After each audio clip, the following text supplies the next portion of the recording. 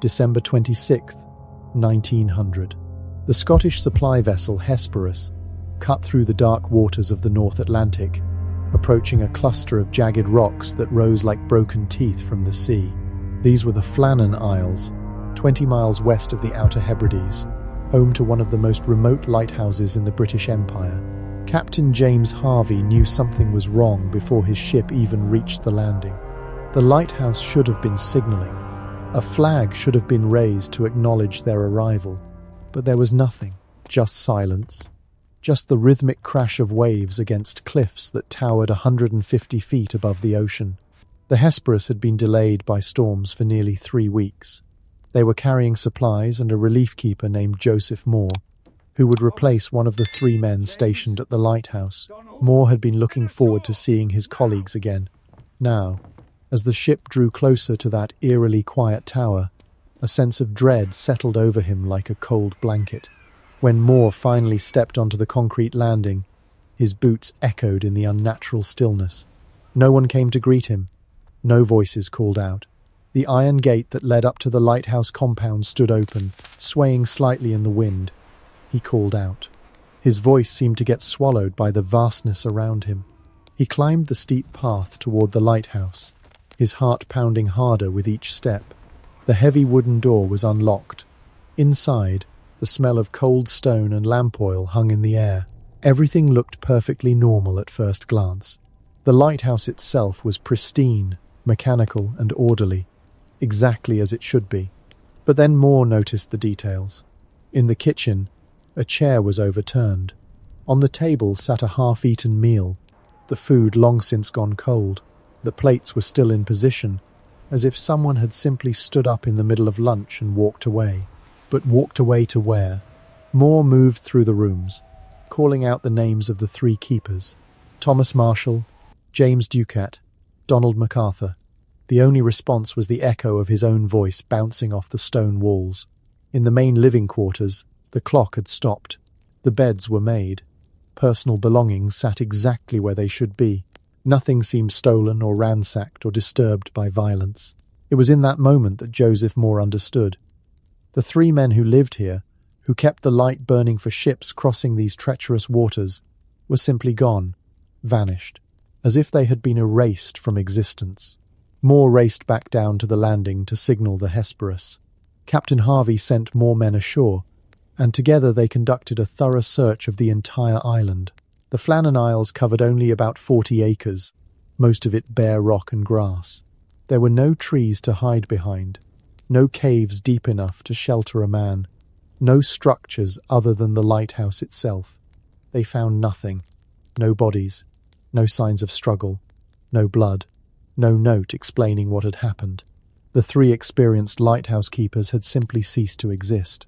But there were clues. Strange clues that would haunt investigators for decades to come. In the equipment room, they discovered that 2 of the 3 regulation oilskin jackets were missing. These heavy, waterproof coats were essential gear for any keeper venturing outside in rough weather. Thomas Marshall's oilskin was gone. James Ducat's oilskin was gone. But Donald MacArthur's oilskin still hung on its hook. This detail sent a chill through everyone who heard it. Lighthouse keepers lived by strict protocols. You never, ever went outside without your oilskin, especially in December, especially on an exposed rock in the North Atlantic.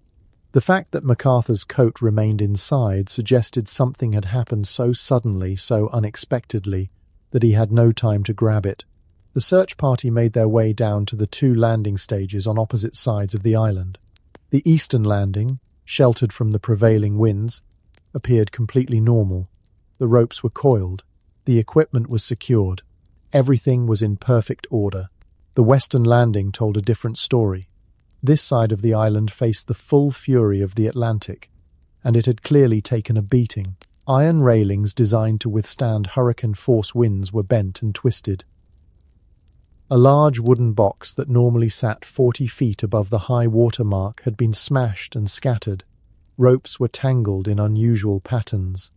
And most disturbing of all, there was damage to the cliff face itself, more than 100 feet above sea level, where it seemed impossible for waves to reach.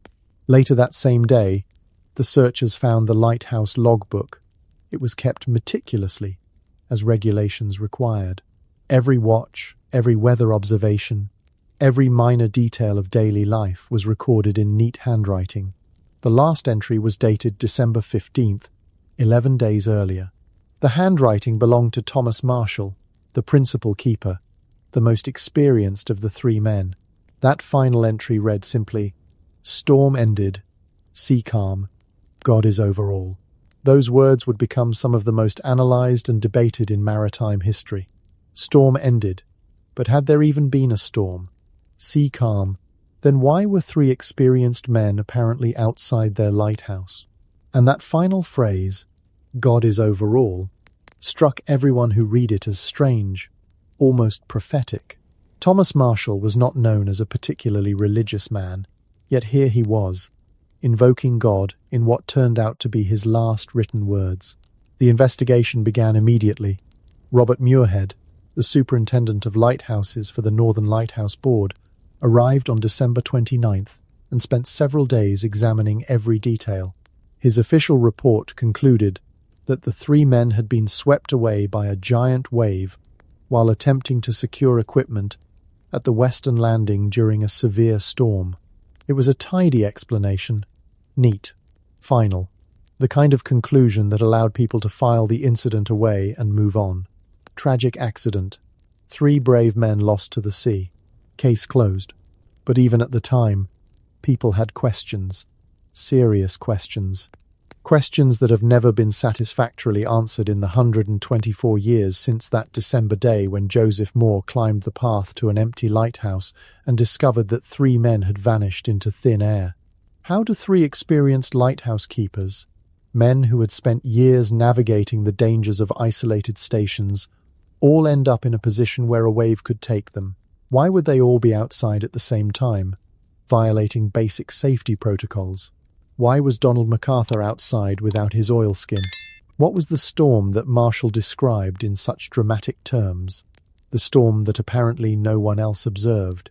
And perhaps the most haunting question of all, if they were swept away by a wave, why were there no bodies? The sea eventually gives up its dead.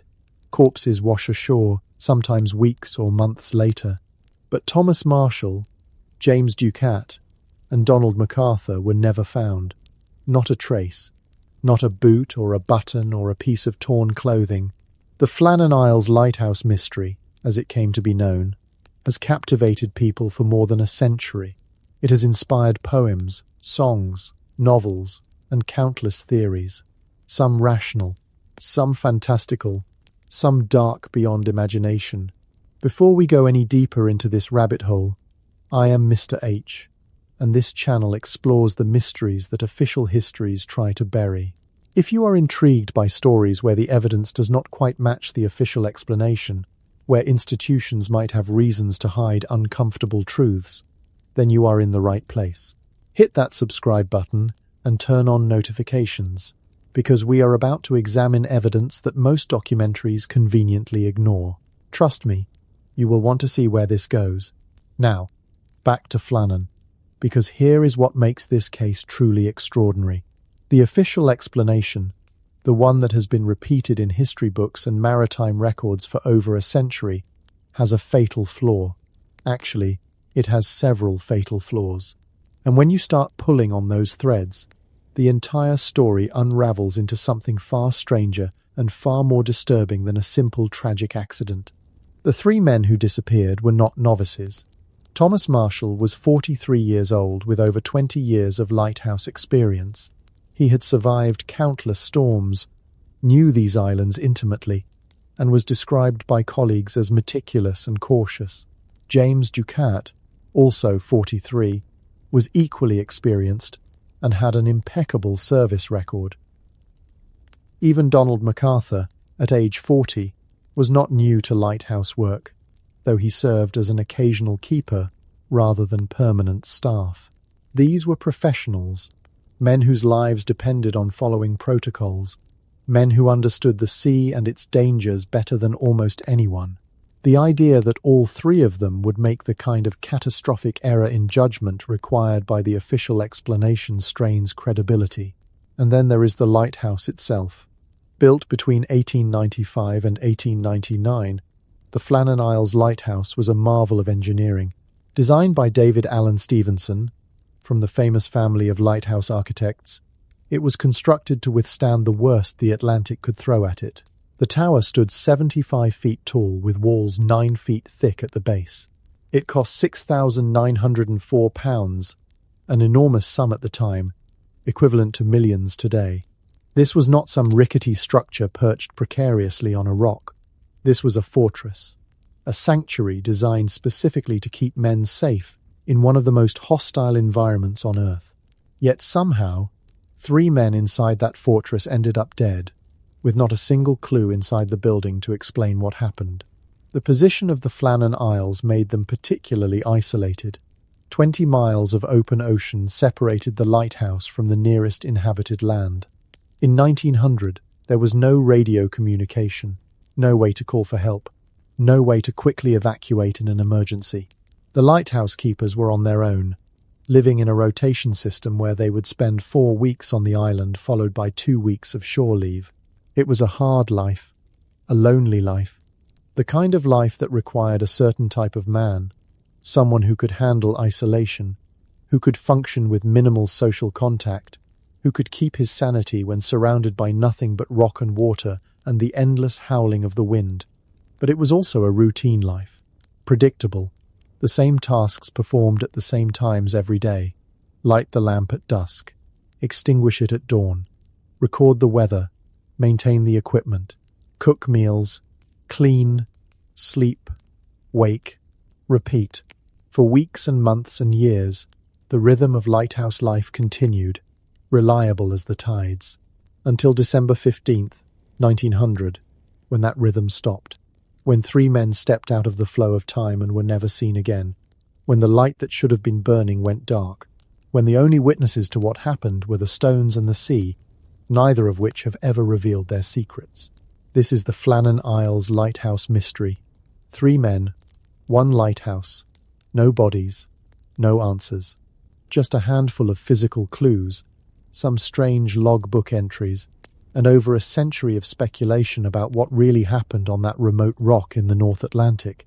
What you are about to hear challenges everything you think you know about this case, because the evidence, when examined carefully, points to something far more complex than the official story suggests, something that involves human psychology at its darkest, something that might include crimes never prosecuted, something that institutions may have worked very hard to keep hidden. The question is not just what happened to Thomas Marshall, James Ducat, and Donald MacArthur. The question is why the truth has remained buried for so long. The first clue that something was deeply wrong with the official story came from the lighthouse logbook itself. When investigators examined Thomas Marshall's entries in the days before the disappearance, they found descriptions of weather so severe, so apocalyptic, that it should have been recorded by every weather station, every passing ship, every observer within 100 miles of the Flannan Isles. On December 12th, 1900, Marshall wrote, "Severe winds the like of which I have never seen before in 20 years. Read that again. 20 years. Thomas Marshall had spent 2 decades working on lighthouses around Scotland. He had weathered countless Atlantic storms. He had seen winds that could strip paint from metal and waves that could shake solid stone towers. Yet here he was, claiming to witness winds unlike anything in his entire professional career. The entry for December 13th was even more ominous. Storm still raging, wind steady, Ducat irritable. That last detail is fascinating. Ducat irritable. Why would Marshall note his colleague's mood in a weather log? Lighthouse logs were meant to be mechanical, factual records of conditions and duties performed. Personal observations about someone's emotional state were highly unusual. But there it was, suggesting tension between the men, psychological stress building inside that stone tower. December 14th brought this entry. Storm continued. MacArthur crying. MacArthur crying. Think about what that means.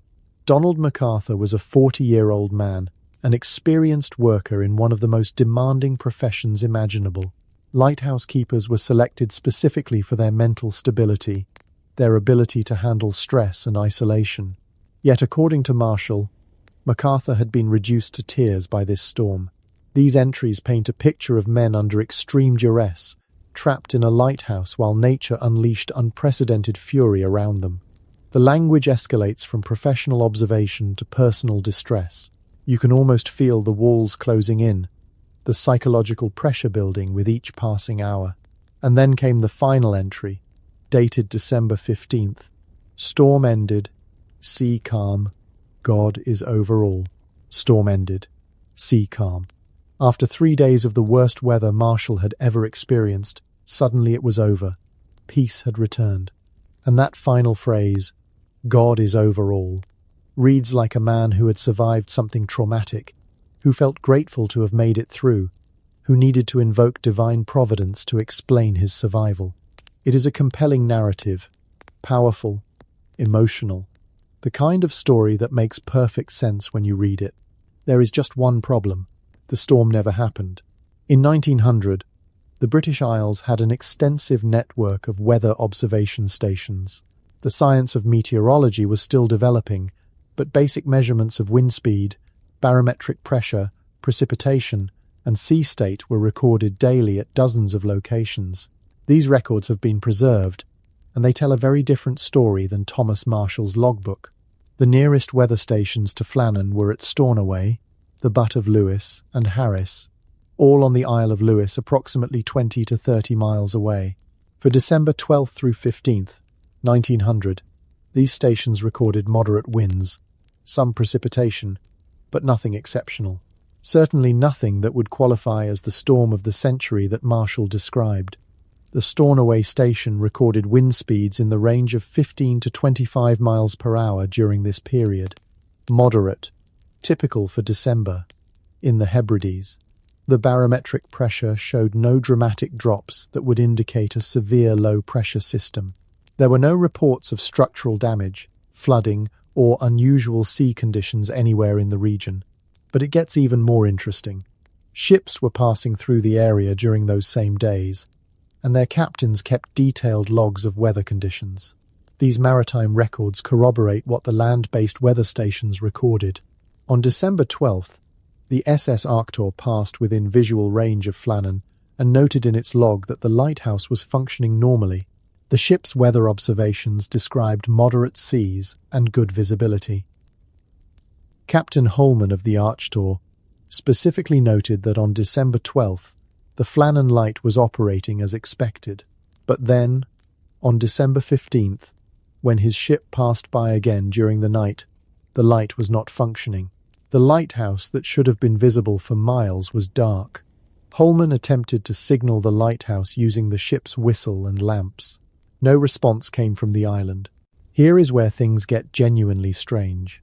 According to Marshall's log, December 15th was when the storm ended and calm returned. But according to Captain Holman and every weather station in the region, December 15th was just another winter day in the North Atlantic. Not calm exactly, but certainly not the aftermath of a catastrophic storm. So we are left with a fundamental contradiction. Either Thomas Marshall experienced a storm that somehow affected only the immediate area around Flannan while leaving everywhere else relatively untouched, or Marshall was writing about something that was not actually happening. Let us examine Marshall's handwriting in these crucial entries. Forensic analysis of the logbook, conducted decades later when the mystery gained renewed attention, revealed something peculiar. The handwriting in those final entries was steady, controlled.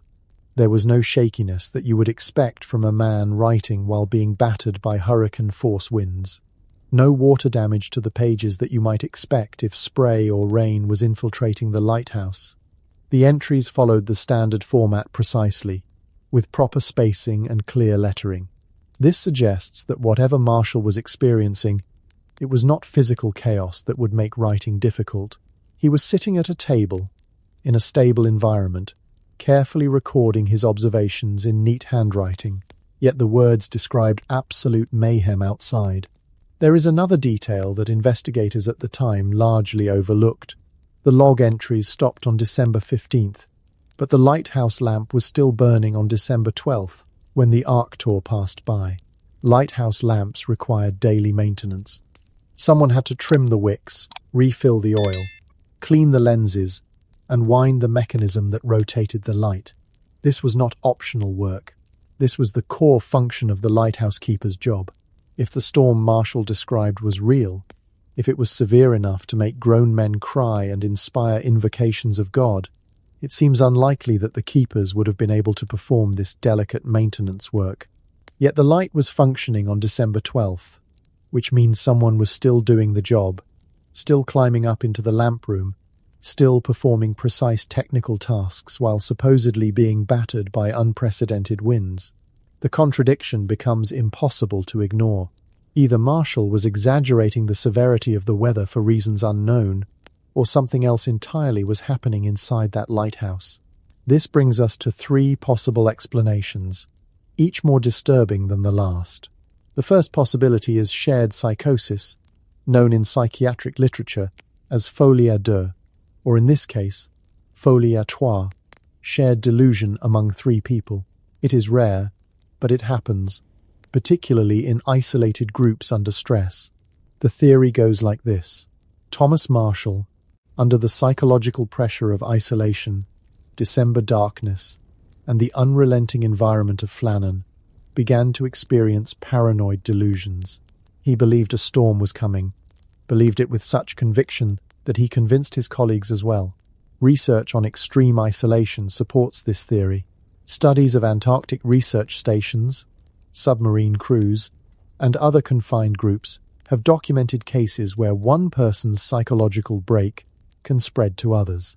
The isolated environment creates a closed information system. There are no outside voices to provide reality checks. If the dominant personality in the group insists that something is true, others may accept it, especially if they are already under psychological strain. In this scenario, Marshall's storm was a psychological storm, a manifestation of internal turmoil projected onto the external environment.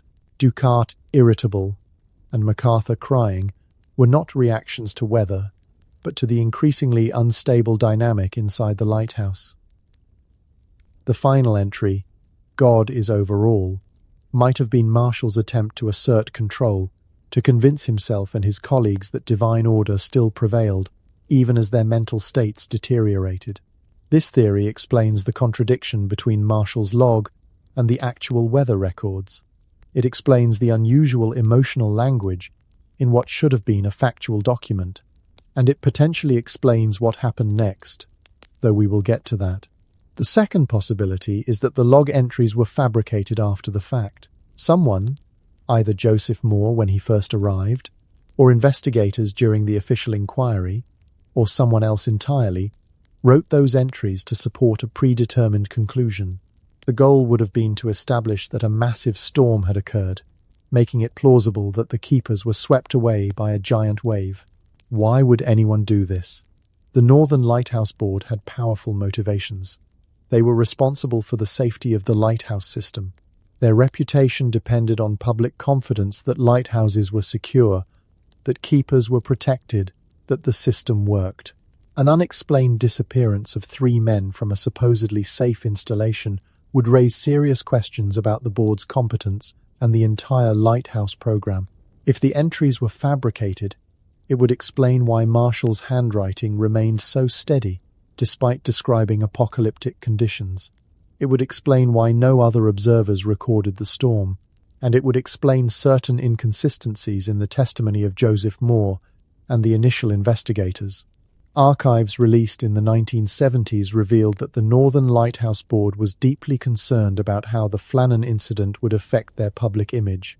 Internal correspondence shows pressure to reach a conclusive finding quickly. There were discussions about avoiding speculation and maintaining confidence in the lighthouse system. This does not prove fabrication, but it establishes motive. The third possibility is perhaps the most chilling. What if Marshall was not delusional and the entries were not fabricated? What if Marshall was using coded language, describing an internal situation in terms of external weather, because he knew someone else might read the logbook? Think about it. Severe winds, the like of which I have never seen, could be metaphorical language for interpersonal conflict reaching unprecedented levels. Ducat irritable is straightforward observation of deteriorating relationships. MacArthur crying suggests a psychological breakdown. And storm ended, sea calm, God is over all, could mean that whatever crisis had been building had finally resolved, though not in any way we might hope. In this interpretation, Marshall was documenting a disaster unfolding inside the lighthouse, not outside. The storm was the psychological and interpersonal tempest that would ultimately lead to catastrophe. The entries were his attempt to leave a record, perhaps even a warning, written in language that would seem innocuous to casual readers, but might be understood by those who knew how to decode it. This theory requires accepting that Marshall was sophisticated enough to construct such a code, desperate enough to use it, but still committed enough to regulations that he continued making daily log entries, even as everything fell apart around him. It is a dark theory, suggesting premeditation, awareness, and a chilling acceptance of inevitable tragedy. Whichever explanation you find most convincing, the fundamental problem remains the same. The storm Thomas Marshall described in his logbook did not occur.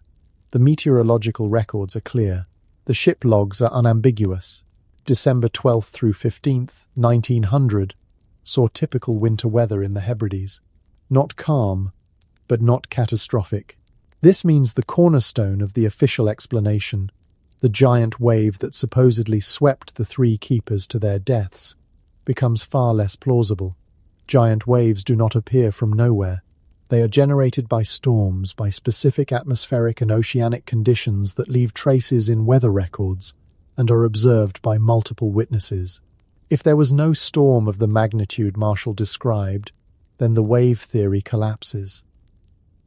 And if the wave theory collapses, we need to find another explanation for what happened to three experienced lighthouse keepers on a remote island in the North Atlantic. The weather records are not ambiguous. They are not subject to interpretation. They are hard data, collected by trained observers, corroborated by multiple sources, and they tell us clearly that Thomas Marshall's final log entries describe something that did not happen in the physical world, which means we need to look elsewhere for answers. We need to consider possibilities that investigators in 1900 were either unwilling or unable to contemplate. We need to ask darker questions about what can happen when three men are isolated from the rest of humanity, trapped together in a stone tower, with no escape and no oversight. The storm that never was is not just a curiosity. It is a crack in the official story wide enough to drive a ship through. And once you see that crack, once you understand that the foundational premise of the investigation was false, everything else becomes suspect. Every conclusion drawn from that false premise needs to be re-examined. Every comfortable assumption needs to be questioned. Because if the authorities could get something so basic, so wrong, either through incompetence or intention, what else did they miss? What else did they hide? Quick question for you. Where in the world are you right now as you listen to this? Are you commuting to work in the morning light? Or is it late at night where you are? Darkness outside your window, just like those December nights at Flannan. Drop your location and your local time in the comments. I am always curious how these historical mysteries find their way to people across different time zones, different continents, but all connected by the same questions about what really happened when three men vanished into the North Atlantic. Now, back to the mystery. What really happened during those days when Marshall wrote about storms that did not exist, and men who cried for reasons the official story cannot explain? When the meteorological evidence dismantled the official wave theory, investigators should have pivoted. They should have asked harder questions. Instead, they doubled down on the acceptable narrative because the alternatives were too uncomfortable to contemplate. But we are going to contemplate them now, because the physical evidence and psychological profile of what happened at Flannan points toward explanations far darker than any natural disaster. Let us start with the ugliest possibility first. Murder. Thomas Marshall was the principal keeper, the man in charge. In the rigid hierarchy of lighthouse operations, his word was law. He decided work schedules, meal times, who did what tasks. For men living in close quarters with no escape, that kind of authority could become oppressive. Personality conflicts that might dissipate in normal society have nowhere to go in 40 acres of rock surrounded by freezing ocean. We know from the log entries that tension was building. Ducat irritable. This was not standard weather reporting. This was Marshall documenting interpersonal friction significant enough that he felt compelled to write it down. James Ducat was described by colleagues on shore as quiet, competent, easy to work with.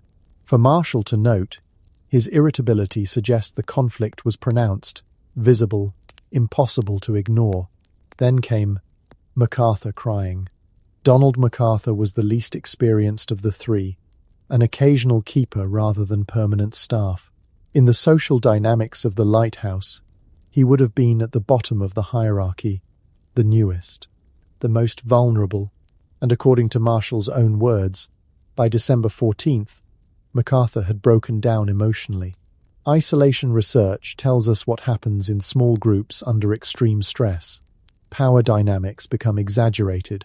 Minor personality differences turn into major conflicts. The pecking order becomes rigid and sometimes brutal.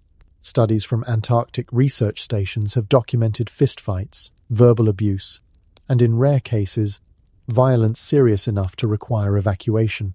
But at Flannan there was no evacuation option. No safety valve, no authority figure to appeal to when things went wrong. Just three men, increasingly hostile, trapped together as December darkness compressed the days into narrow windows of grey light, bracketed by long, endless nights. Here is a scenario that fits the evidence.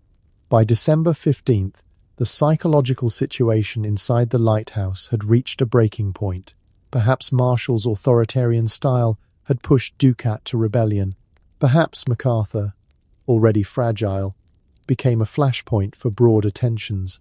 Perhaps weeks of accumulated grievances, petty annoyances amplified by confinement, erupted into physical confrontation. The lighthouse kitchen, where investigators found the overturned chair and half-eaten meal, suggests sudden movement, an argument escalating. Someone standing up quickly, knocking the chair backward. Maybe a punch thrown, maybe worse. What happens next depends on who attacked whom. If Marshall turned violent, using his authority and possibly physical strength to dominate the others, Ducat and MacArthur would have had limited options. The lighthouse had no weapons beyond tools. A confrontation could have moved from the kitchen to the equipment room, explaining why 2 oilskins were missing. Perhaps Marshall ordered them outside as punishment, as a power play, asserting dominance by forcing them into the cold.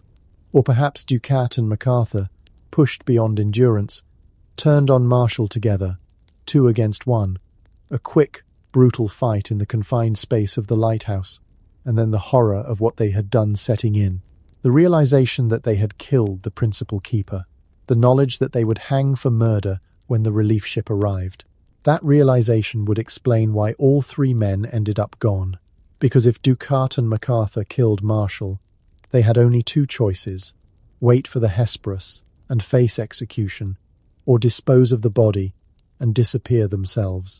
The West Landing, with its dramatic cliff drops and violent waves, would have been the logical place to push a body into the sea where currents could carry it away. But getting rid of Marshall's corpse did not solve their fundamental problem. They were still trapped on an island. The relief ship would come eventually. Questions would be asked. An investigation would follow. Even if they claimed Marshall had an accident, inconsistencies would emerge. So perhaps, standing at that western landing, having already committed one terrible act, Ducat and MacArthur made a second terrible choice. They jumped. Murder-suicide pacts are not unknown in isolated situations. When people commit crimes together, when they realize the consequences are inescapable, sometimes the only control they feel they have left is control over how they die. Better a quick death in the cold Atlantic than the slow horror of trial, conviction, and hanging. This theory explains several puzzling details. It explains why MacArthur's oilskin remained on its hook. If he was killed inside the lighthouse, or if he jumped voluntarily without planning to, he would not have needed outdoor clothing. It explains the lack of distress signals. Dead men send no messages. It explains why no bodies were ever found. The North Atlantic does not easily give up its dead, especially if they went into the water in December, weighted down by heavy oilskin coats and boots. Most importantly, it explains Marshall's cryptic log entries, storm as metaphor for conflict, Ducat irritable, and MacArthur crying as documentary evidence of psychological deterioration. God is over all, as Marshall's final attempt to assert some moral order over a situation spiraling into chaos. But murder-suicide, as dark as it is, might not be the darkest possibility, because there is another theory, one that involves people beyond the three lighthouse keepers. The Flannan Isles in 1900 were not as isolated as official reports suggested. The waters around Scotland were busy with maritime traffic, much of it legal, some of it decidedly not. Smuggling was a thriving industry in the Hebrides. Whiskey, tobacco, and other contraband moved through these islands, using remote landing sites to avoid customs officials. Lighthouse keepers were supposed to report any unauthorized vessels or suspicious activity they observed. They were, in effect, unwitting outposts of law enforcement, their elevated position and powerful lights making them ideal observers. This made them potential threats to anyone engaged in illegal activities. Now imagine this scenario. Early morning, December 15th. A small boat approaches Flannan, using the eastern landing which, remember, showed no damage and was sheltered from view of passing ships. The men on this boat are not tourists.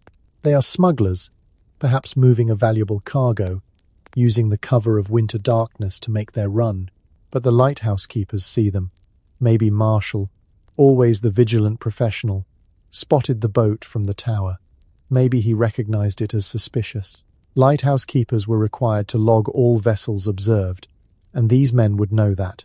Their operation, possibly involving significant money or dangerous people, had just been compromised. 3 lighthouse keepers who could identify their boat, describe their operations, testify in court. 3 witnesses who had to be silenced. The smugglers land at the eastern side of the island, approach the lighthouse. Perhaps they try to negotiate, offering bribes. Perhaps they threaten, or perhaps they simply act with ruthless efficiency. 3 men are overpowered, killed, their bodies taken aboard the smugglers' boat and dumped miles offshore, where currents would scatter them. But the smugglers need to cover their tracks. A lighthouse with 3 missing keepers, and no explanation would trigger an intensive investigation. Ships would be questioned, boats would be searched. The entire smuggling network could be exposed. So they stage an accident scene. They take 2 oilskins to suggest the keepers were outside for legitimate reasons. They create damage at the western landing, using tools or even deliberate destruction to mimic storm damage. They leave the meal on the table, the chair overturned, small details that suggest sudden interruption rather than planned departure. And then they leave, confident that when investigators arrive, they will see exactly what they have been guided to see. Evidence of men swept away by a tragic wave. This theory explains the mysterious boat sighting that local fishermen reported near Flannan around December 15th. It explains why the ropes at the western landing were tangled in unusual patterns, possibly from being handled by people unfamiliar with proper lighthouse procedures. It explains the missing life buoy that was never accounted for. And crucially, it explains why the Northern Lighthouse Board might have been reluctant to investigate too thoroughly. If criminal elements were involved, if the keepers were murdered by smugglers or other organized criminals, that would be a scandal far worse than a simple accident. It would mean the lighthouse system was vulnerable to attack. It would mean that the isolation meant to protect keepers actually made them targets. Insurance companies might refuse to cover future incidents. Recruitment would become impossible. The entire lighthouse network could be destabilized. Better, from an institutional perspective, to accept the wave theory. Better to characterize it as tragic but unavoidable natural disaster than to admit that 3 men under government protection were murdered and their killers escaped justice. The smuggling theory has another advantage. It explains the pattern of missing evidence we discussed earlier. If criminal networks were involved, they might have had reasons and resources to ensure certain documents disappeared, certain witnesses were discouraged from talking, certain investigations hit dead ends. Organized crime in early 20th century, Britain had connections that reached into police departments, customs offices, and government bureaucracies. But there is a third dark theory, one that sounds like spy fiction but has more historical support than you might expect. Espionage. The year 1900 was a time of intense international tension. The British Empire was at its peak, but challenges were emerging. Germany was building a powerful navy. Russia was expanding its influence. France was unpredictable, and Britain's maritime supremacy, the foundation of its global power, depended on controlling strategic waterways and monitoring ship movements. The Flannan Isles lighthouse occupied a critical position. Any ship travelling between the North Atlantic and British ports would pass within visual range. Lighthouse keepers, with their elevated position and powerful telescopes for watching weather and sea conditions, were perfectly positioned to observe naval movements, unusual vessels, or suspicious activities. British intelligence services, precursors to what would become MI5 and MI6, were known to recruit civilian observers in strategic locations. It is entirely possible that the Flannan keepers, whether officially or unofficially, were providing information about ship traffic to authorities. This would make them valuable intelligence assets. It would also make them targets. Imagine a scenario where foreign intelligence services, perhaps German or Russian agents operating in British waters, identified the lighthouse keepers as observers feeding information to British naval intelligence. These keepers become priority targets for elimination or, more valuable, abduction for interrogation.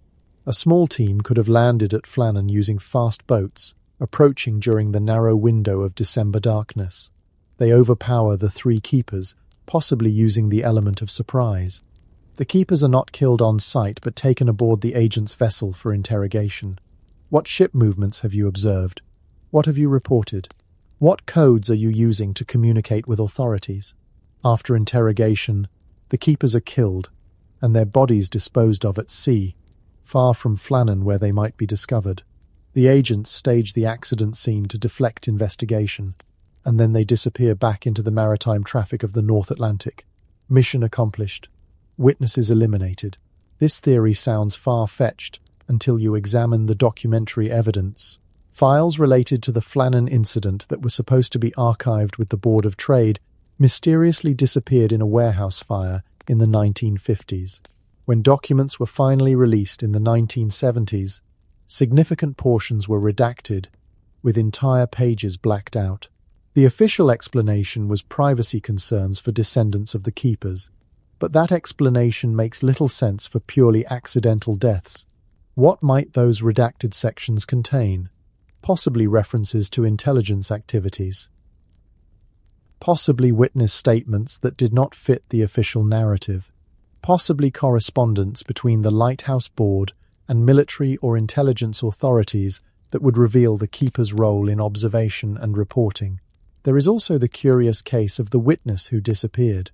Contemporary newspaper accounts from 1901 mention a Hebridean fisherman who claimed to have crucial information about what happened at Flannan. He was reportedly scheduled to testify during the official inquiry, but he never appeared. No explanation was given. His name was never recorded in official documents. He simply vanished from the historical record, much like the three keepers themselves. Was this man threatened into silence? Was he paid off? Or did he meet a more permanent fate? We will never know, but his disappearance adds another layer of mystery to an already baffling case. The espionage theory has one more piece of circumstantial support. In the decades following the Flannan incident, British intelligence services were revealed to have conducted numerous operations in the Scottish Islands and remote coastal areas. During World War I, less than 15 years after the Flannan disappearances, the Hebrides became a critical surveillance zone for monitoring German submarine activity. The infrastructure and human networks for that surveillance did not appear overnight. They were built gradually, quietly, over preceding years. Is it so implausible that the Flannan Lighthouse, with its strategic location and isolated position, was part of that network? And if it was, is it so implausible that hostile intelligence services would have targeted it? 3 dark theories: murder-suicide, driven by psychological breakdown and interpersonal violence; criminal action by smugglers, or organized crime protecting their operations; espionage and elimination by foreign agents, silencing inconvenient witnesses. Each theory fits some of the evidence. Each explains elements that the official wave story cannot account for. But here is what all 3 theories share. They require accepting that the disappearance of Thomas Marshall, James Ducat, and Donald MacArthur was not a random accident, but the result of deliberate human action. They require acknowledging that violence, whether self-inflicted or imposed from outside, claimed these men, and they require understanding that the official investigation either missed crucial evidence or deliberately ignored it. The question is not whether these theories are possible. Clearly they are. Human beings are capable of terrible things, especially under stress, especially when isolated, especially when they believe they can escape consequences. The question is whether any of these theories can be proven, whether evidence exists that investigators at the time overlooked or suppressed. That evidence might still exist, buried in archives, forgotten in family attics, or resting on the ocean floor where it has lain for more than a century. Or it might be lost forever, destroyed by time or by people who had reasons to ensure the truth never emerged. But before we can evaluate which theory best fits the facts, we need to understand the institutional forces that shaped how this mystery was investigated and explained. Because the more you examine the official inquiry and its conclusions, the more you realize that finding the truth was never really the priority. The priority was protecting reputations, maintaining confidence, and ensuring that uncomfortable questions were never asked too loudly or pursued too vigorously. The investigation into what happened at Flannan Isles was concluded with remarkable speed. Superintendent Robert Muirhead arrived on December 29th, spent just a few days examining the scene, interviewed the handful of available witnesses, and produced his final report by early January 1901, less than 2 weeks from discovery to official closure.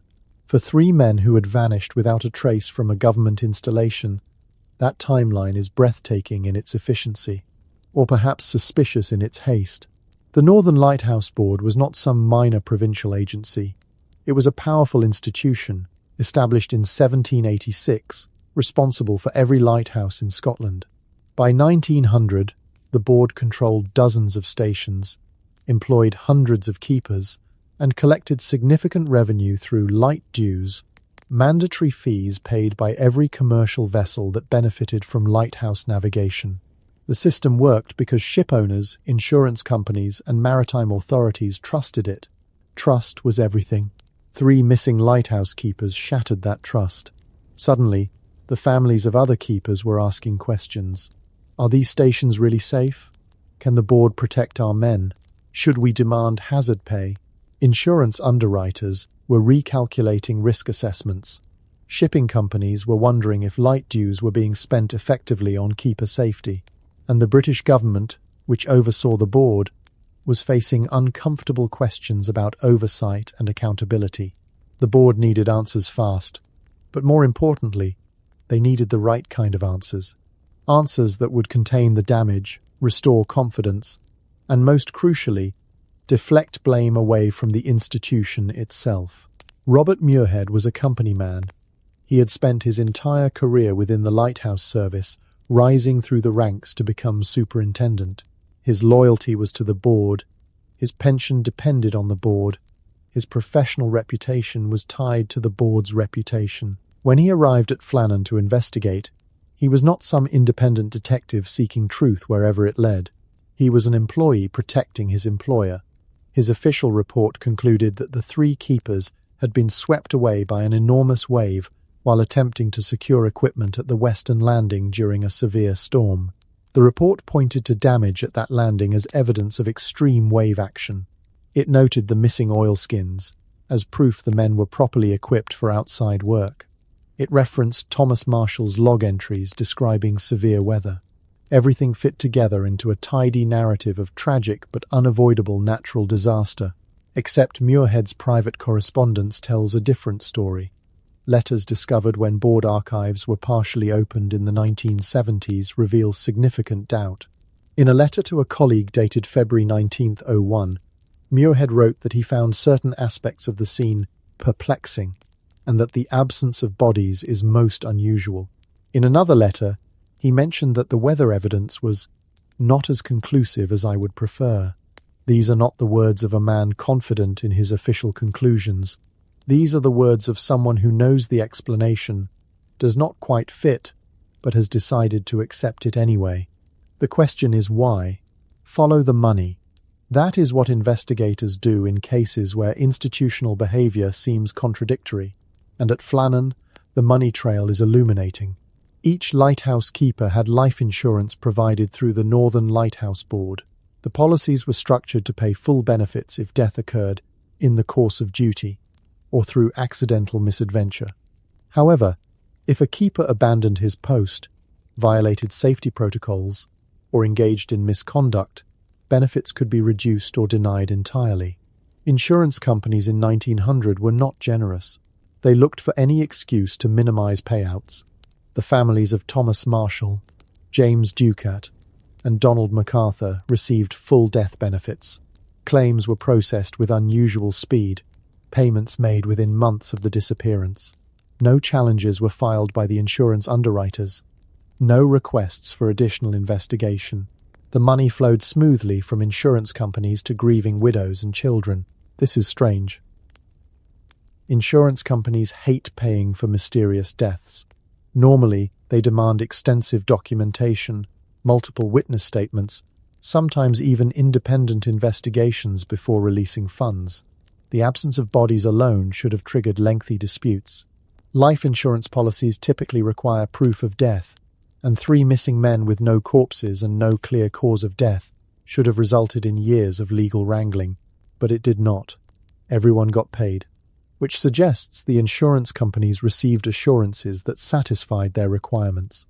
And the only entity in a position to provide those assurances was the Northern Lighthouse Board, backed by their official investigation report declaring the deaths accidental. If the board had concluded that the keepers violated safety protocols, perhaps by all going outside together in violation of regulations, or by failing to properly secure themselves during rough weather operations, the insurance situation would have become complicated. Families would have fought for benefits. Public sympathy would have turned against the board for trying to blame the victims. Media coverage would have been devastating. If the board had concluded that foul play was involved, that the keepers were murdered by criminals or foreign agents, the implications would have been even worse. It would mean the lighthouse system was vulnerable to attack. Future recruitment would become nearly impossible. Who would take a job where previous occupants were murdered and the killers never caught? The entire network of remote lighthouses around Scotland could have become unstaffed.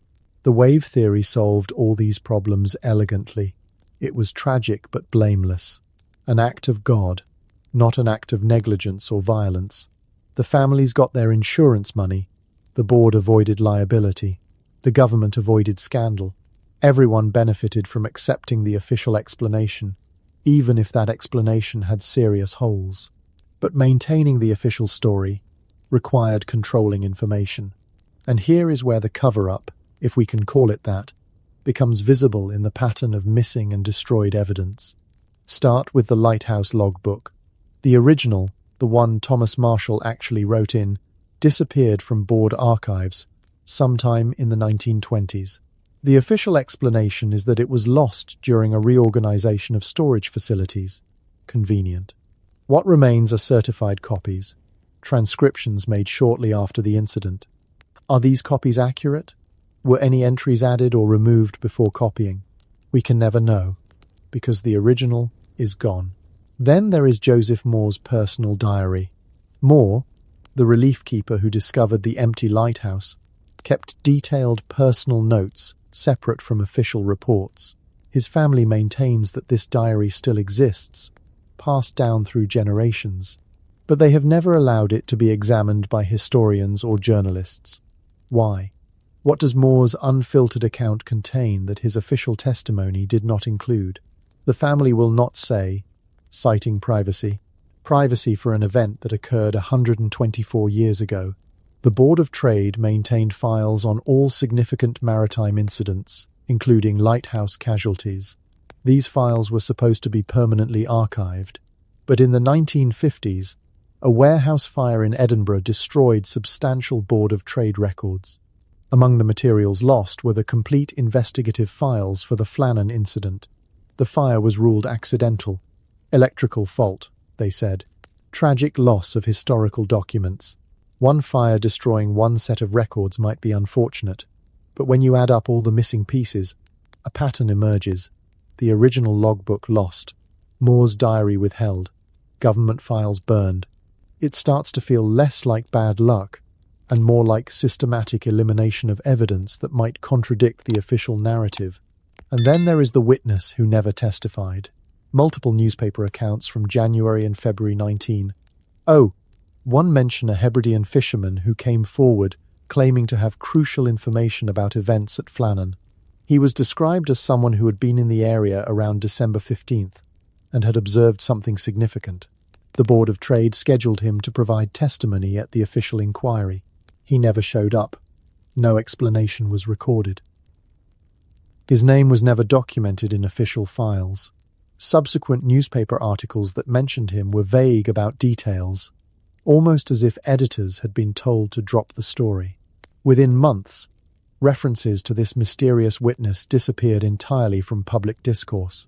What did this man see? A boat near Flannan that should not have been there? Signs of struggle or violence that contradicted the accident theory? Was he paid to remain silent? Threatened? Or did something more permanent happen to ensure his silence? We will never know, because he has been erased from history as thoroughly as the three keepers themselves.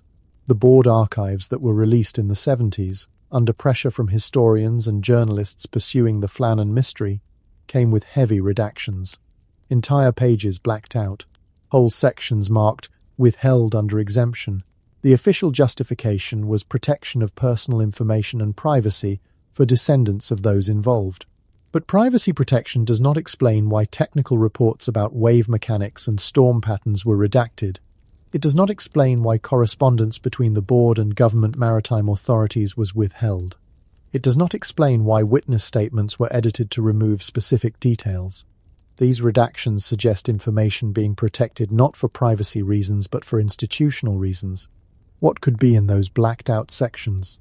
Speculation is dangerous, but certain possibilities suggest themselves. Perhaps evidence that the board knew the lighthouse had safety deficiencies but failed to correct them. Perhaps communications revealing that keepers had complained about psychological stress or interpersonal conflicts that were ignored. Perhaps documentation of intelligence activities that would confirm the espionage theory. Perhaps witness statements describing criminal activity in the area that would support the smuggling theory.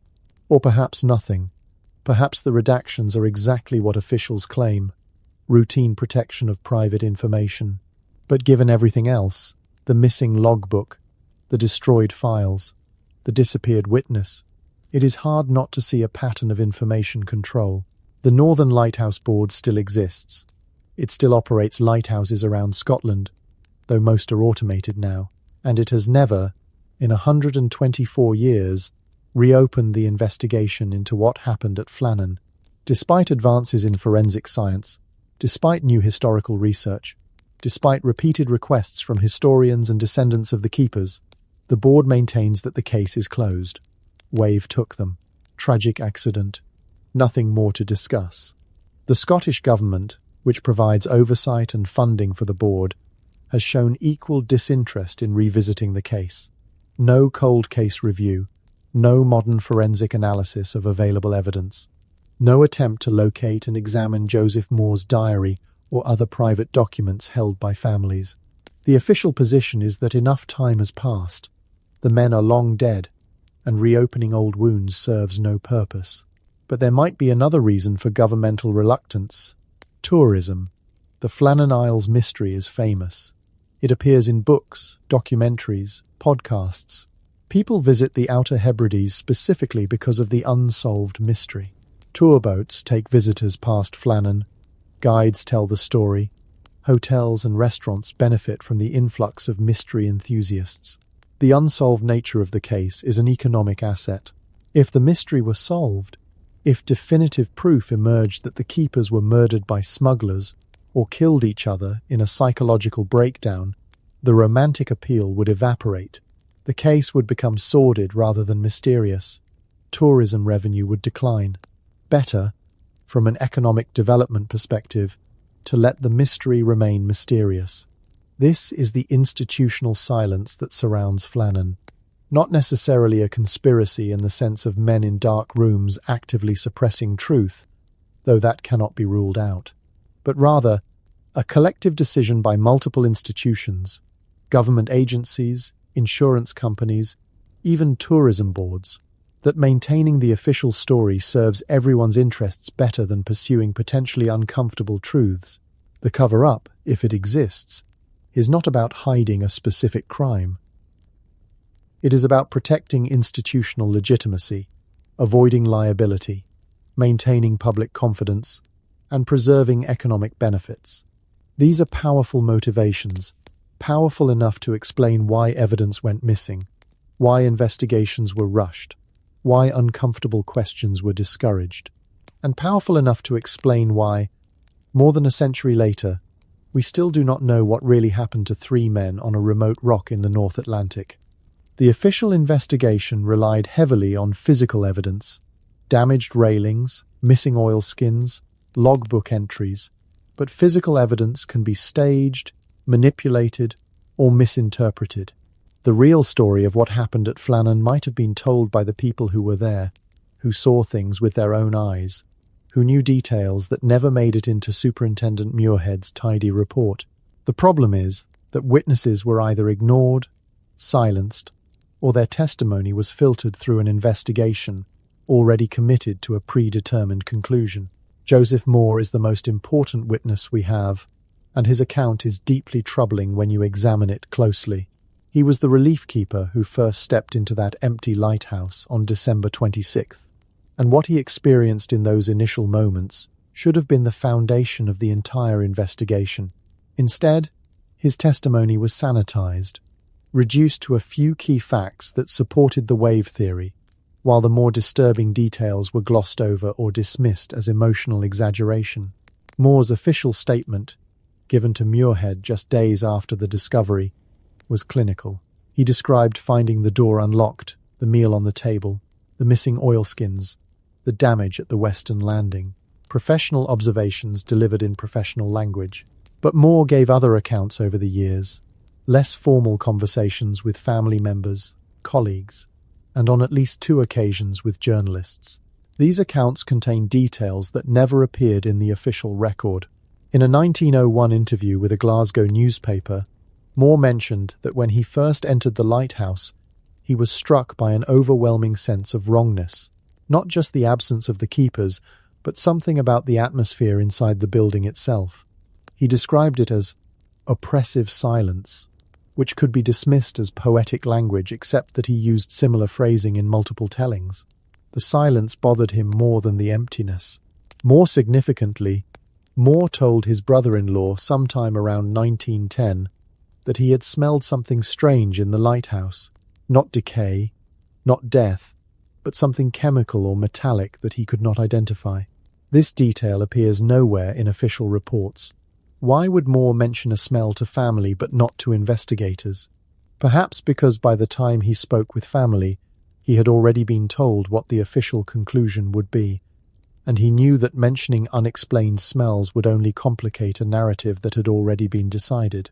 There is also inconsistency in Moore's description of the overturned chair.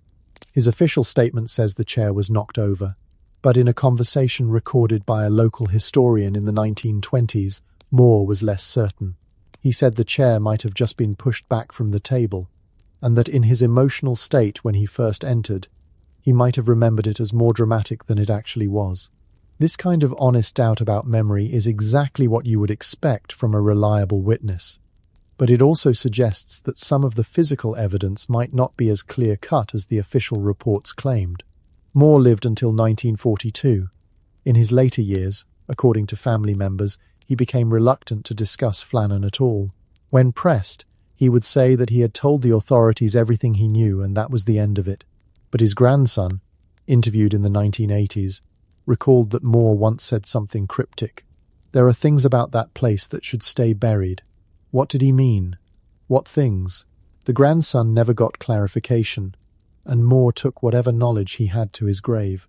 Captain James Harvey of the Hesperus is another crucial witness, yet his testimony was limited to confirming that the lighthouse was not responding to signals and that he authorized the landing party.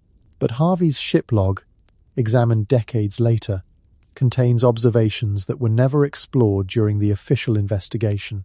On December 26th, as the Hesperus approached Flannan, Harvey noted unusual sea conditions near the western side of the island. He described the water as disturbed, in a pattern that did not match the prevailing wind and wave direction. What causes unusual, localized disturbances in ocean water? One possibility is underwater currents or tide interactions with submerged rocks. Another possibility is recent activity, something or someone having been in that water shortly before the Hesperus arrived. Harvey's observation could support the wave theory, suggesting turbulent conditions. Or it could suggest that something else had happened in that water recently, something that left the sea churned and unsettled. Captain Holman of the SS Archer provided testimony that should have been central to the investigation but was largely sidelined. Holman was explicit in his written statement. On December 12th, the Flannan light was burning normally. He observed it for several hours as his ship passed, noted it in the ship's log, recorded the weather as moderate with good visibility. Then on December 15th, passing by again in darkness, the light was not functioning. He attempted to signal using the ship's whistle. No response. He tried lamp signals. Nothing. Holman's weather observations directly contradicted Thomas Marshall's log entries about the severe storm. Holman was a career ship captain with decades of experience reading ocean and atmospheric conditions. His professional credibility should have carried enormous weight. Yet, in Muirhead's final report, Holman's testimony is mentioned briefly and then dismissed with the suggestion that weather conditions might have been localized, affecting Flannan while leaving surrounding waters relatively calm. This explanation strains credibility. Storms do not work that way. A weather system severe enough to generate waves that could damage structures 100 feet above sea level would be visible for dozens of miles in every direction. Ships would encounter rough seas. Weather stations would record pressure drops and wind increases. The idea that Flannan experienced a catastrophic storm while Captain Holman, just a few miles away, observed moderate conditions is meteorologically absurd, but acknowledging that would have destroyed the official narrative, so Holman's testimony was noted and then effectively ignored. The Hebridean fishermen represent the most frustrating category of witnesses because we know they existed. We know some of them came forward with information, but we have almost no reliable record of what they actually said. The Outer Hebrides in 1900 had a tight-knit Gaelic-speaking community with its own information networks, cultural traditions, and relationship with authority that was often complicated. Local oral history, collected by folklorists and historians in the decades after the disappearance, includes multiple references to fishermen who claim to have been near Flannan around December 15th. One account, recorded in the 1930s, describes a fisherman who saw strange lights on or near the island the night before the light stopped functioning. Another account mentions hearing sounds, possibly screams or shouts, carrying across the water from the direction of Flannan. These stories are difficult to evaluate.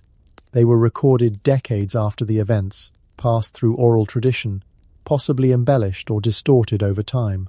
Gaelic culture has a rich tradition of storytelling where metaphorical truth can be as important as literal truth. A strange light might mean an actual, unusual illumination, or it might be a way of describing something that felt wrong. that violated the normal order of things. But completely dismissing these accounts is a mistake. Remote island communities notice things.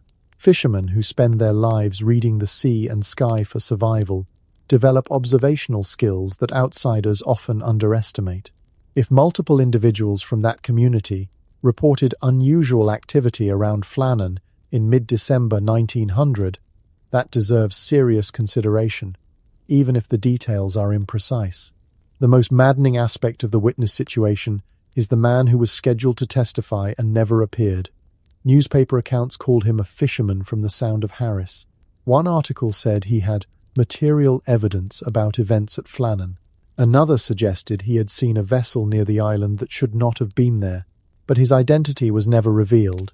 His testimony was never recorded, and after a few weeks of mentions in the press, he disappeared from the story entirely. This could be innocent. Perhaps the man decided he did not actually have relevant information. Perhaps he was mistaken about what he saw. Perhaps he simply chose not to get involved with official inquiries. But given everything else about this case, given the pattern of missing evidence and institutional reluctance to pursue uncomfortable leads, it is hard not to wonder if this witness was deliberately kept silent. Witnesses are the foundation of any investigation. Physical evidence can be ambiguous, but witnesses provide context, sequence, motive. The fact that the Flannan investigation relied so heavily on physical evidence, while minimizing or ignoring witness testimony that contradicted the preferred narrative, tells us something important about the priorities of those conducting the investigation. They were not looking for truth. They were building a case for the conclusion they had already reached. And witnesses who might complicate that case were either not asked the right questions, or their answers were not recorded, or they were discouraged from speaking at all. Understanding what happened at Flannan requires understanding the men themselves, not as names in a historical record, not as statistics in a maritime casualty report, but as human beings with personalities, pressures, and psychological breaking points. Because if we accept that the official wave theory is flawed, if we entertain the possibility that human factors rather than natural forces drove this tragedy, then we need to conduct what modern investigators call a psychological autopsy. Thomas Marshall was 43 years old in December 1900, at the peak of his career. He had spent more than 2 decades in the Lighthouse service, rising to the position of principal keeper, the highest rank a working keeper could achieve. His personnel file, portions of which survive in the board archives, describes him as reliable, experienced, and maintains high standards.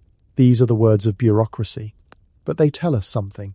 Marshall was a company man, someone who followed rules, enforced protocols, took his responsibilities seriously. But personality assessments from that era are notoriously surface level. Reliable could mean steady and trustworthy. It could also mean rigid, inflexible, someone who cannot adapt when circumstances deviate from established patterns. Maintains high standards could indicate professionalism. It could also suggest a perfectionist, someone who becomes controlling or critical when others fail to meet his expectations. Men who thrive in hierarchical systems like the Lighthouse service often have authoritarian tendencies. They like clear chains of command, defined responsibilities, rules that everyone follows. This works well in normal circumstances. But in crisis situations, or when interpersonal conflicts arise, authoritarian personalities can become problematic. They escalate confrontations rather than diffusing them. They interpret disagreement as insubordination. They see compromise as weakness. Marshall's log entries give us glimpses of his psychological state in those final days. The language shifts are subtle but significant. Early entries are purely technical: wind direction, sea state, maintenance tasks completed. But as December progresses, personal observations begin creeping in. Ducat, irritable. MacArthur crying. These are not standard Lighthouse log notations. They reveal a man who is noticing, documenting, perhaps obsessing over the emotional states of his colleagues. Why would Marshall write these things? One possibility is that he was building a record, documenting behavior he considered problematic in case he needed to file official complaints when they returned to shore. This would be consistent with an authoritarian personality protecting himself bureaucratically. Another possibility is that he was losing perspective, unable to separate professional documentation from personal anxiety, his own stress manifesting as hyperfocus on the stress of others. That final entry, "God is over all," is the most revealing. Marshall was not known for religious expression. His previous log entries over years of service contain no similar invocations. So why here? Why now? One interpretation is that he had experienced something so overwhelming, so beyond his control, that he fell back on religious language as a coping mechanism. Another interpretation is that it was a statement of resignation, an acceptance that human agency had failed and only divine providence remained. Or it could be read as assertion of order in chaos, either external or internal. Declaring that God remains in control is a way of imposing structure on a situation that has lost all structure. Marshall, facing circumstances that violated everything he understood about how Lighthouse life should function, reached for the ultimate authority figure to restore the hierarchy that was collapsing around him. James Ducat presents a different psychological profile. Also 43, with comparable experience to Marshall, but his personnel records emphasize different qualities. Quiet, competent, works well with others. Ducat was the assistant keeper, second in command, the man who executed Marshall's decisions and maintained operations when Marshall was off duty. Assistant keepers occupy a psychologically complex position. They have significant responsibility and expertise, but limited authority. They must be capable of independent action, but also deferential to the principal keeper's authority. This requires a particular kind of personality, someone comfortable being second, someone who can suppress ego for the sake of smooth operations. But what happens when that suppression becomes unbearable? When the principal keeper's decisions seem wrong, dangerous, or irrational? An assistant keeper cannot simply walk away. On a remote lighthouse, there is no higher authority to appeal to, no mechanism for resolving disputes, except interpersonal negotiation between people who cannot escape each other's presence. Ducat, irritable, is Marshall's characterization, written from his perspective. But what was Ducat's perspective? Was he irritable, or was he frustrated by Marshall's behavior? Was he short-tempered, or was he trying to assert boundaries that Marshall was violating?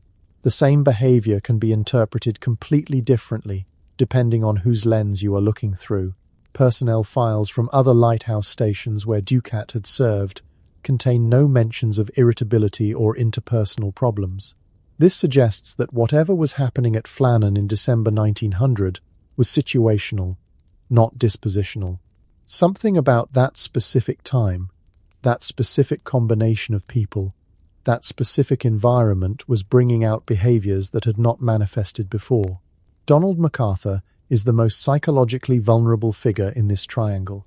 At 40 years old, he was classified as an occasional keeper, brought in for temporary assignments rather than holding a permanent position.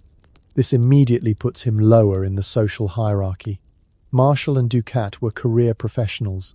MacArthur was filling in, probably hoping to prove himself worthy of a permanent appointment. Occasional keepers faced unique psychological pressures. They were constantly being evaluated, constantly performing for judgment by the permanent staff. Any mistake could cost them future assignments. Any conflict could result in negative reports that would follow them throughout the service. They had to be compliant, agreeable, careful not to upset the established keepers whose recommendations determined their career prospects. MacArthur crying is a devastating detail. Adult men in 1900 did not cry easily, especially not working-class men in physically demanding professions where showing emotion was seen as weakness. For Marshall to observe and record MacArthur crying suggests that MacArthur had reached a point of psychological collapse, a breakdown so complete that he could no longer maintain the stoic facade expected of lighthouse keepers. What would drive a man to that point? The physical conditions at Flannan were harsh but not unprecedented. MacArthur had worked other remote stations. He knew what isolation felt like, so it probably was not the environment itself but the human dynamics within that environment that broke him. Imagine being the low man in a three-person hierarchy where tensions are escalating between the two senior members. Every interaction becomes a minefield. Taking sides risks alienating someone you depend on for safety and professional survival. Trying to remain neutral makes you irrelevant, a bystander to conflicts that will determine your fate. You have no power, no agency, no escape. That kind of psychological trap can break even strong individuals. Modern research on extreme isolation gives us frameworks for understanding what happens to people in environments like Flannan. Studies of Antarctic research stations, long-duration space missions, submarine deployments, and other confined groups have identified consistent patterns. The third quarter phenomenon describes a psychological crisis point that typically occurs after about 75% of the isolation period has elapsed. Individuals who were coping well suddenly experience depression, interpersonal conflict, emotional volatility. It is as if the mind, having accepted the isolation for weeks or months, suddenly rebels against it.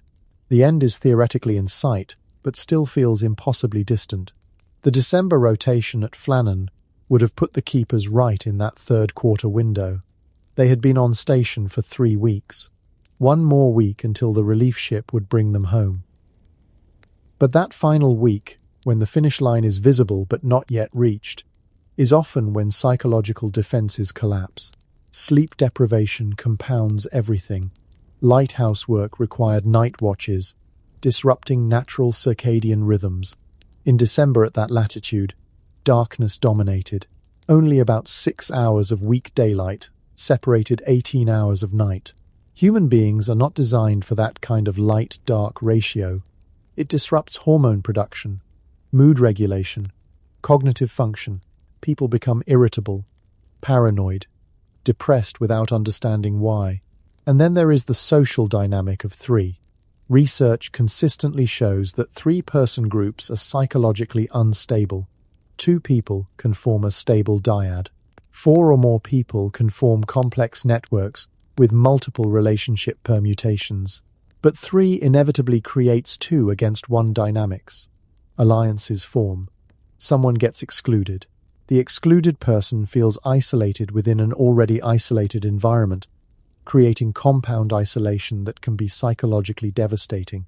At Flannan, the natural alliance would be Marshall and Ducat, the 2 permanent keepers with comparable status and experience, against MacArthur, the occasional keeper trying to prove himself. But log entries suggest something different might have been happening. Ducat irritable implies tension between Marshall and Ducat. Perhaps MacArthur was caught between them, forced to navigate a conflict between his superiors, while having no power to influence the outcome. Or perhaps the alliance was Ducat and MacArthur against Marshall, 2 men increasingly fed up with the principal keeper's rigid authority, his demands, his psychological pressure. Marshall noticing their growing solidarity, interpreting it as conspiracy, becoming more authoritarian in response, creating a feedback loop of escalating tension. We cannot know the specific dynamics, but we know the structure was inherently unstable. 3 men, unequal status, confined space, no exit, high stress, darkness, isolation, and the psychological time bomb of approaching the end of their rotation without being able to get there quite yet. This is the human context that the official investigation ignored. Muirhead's report treated the keepers as interchangeable units, professionals who would behave rationally and follow protocols regardless of psychological state. But people are not machines. They break under pressure. They make catastrophically bad decisions when their mental state deteriorates. They hurt themselves and each other when desperation overwhelms judgment. If we are going to understand what happened at Flannan, we have to understand it as a human tragedy first, and a maritime mystery second. 3 men pushed beyond their psychological limits, trapped in a situation they could not escape, making decisions that seemed reasonable to them in their compromised mental state, but appear insane to outside observers examining the aftermath. The question is not whether psychological factors played a role. The question is how large that role was, and whether it led to something that the official record will never acknowledge. After examining the evidence, the contradictions, the institutional failures, and the psychology of three men trapped in an impossible situation, we can finally attempt to reconstruct what actually happened during those days in December 1900. Not with absolute certainty, because absolute certainty died with Thomas Marshall, James Ducat, and Donald MacArthur. But we can build scenarios based on probability, on what the evidence supports, on what makes sense when you strip away the comfortable lies of the official narrative. Let me walk you through 4 possibilities, ranked by how well they fit the facts we know. The most likely scenario, the one that accounts for the greatest number of anomalies, involves psychological breakdown triggering a cascade of fatal decisions. This is not the sanitized accident story. This is darker and more human. By December 12th, Thomas Marshall was not seeing reality clearly anymore. Weeks of isolation, the oppressive December darkness, accumulated stress from maintaining the lighthouse, and possibly underlying psychological vulnerabilities had pushed him into a paranoid state. He was not hallucinating in the clinical sense, but his perception of threat had become distorted. Normal weather felt apocalyptic. Routine interpersonal friction felt like mutiny. When he wrote about severe winds unlike anything he had seen in 20 years, he believed it. His subjective experience was of being under siege by forces beyond his control. The fact that weather stations recorded moderate conditions does not matter to someone whose internal state has become divorced from external reality.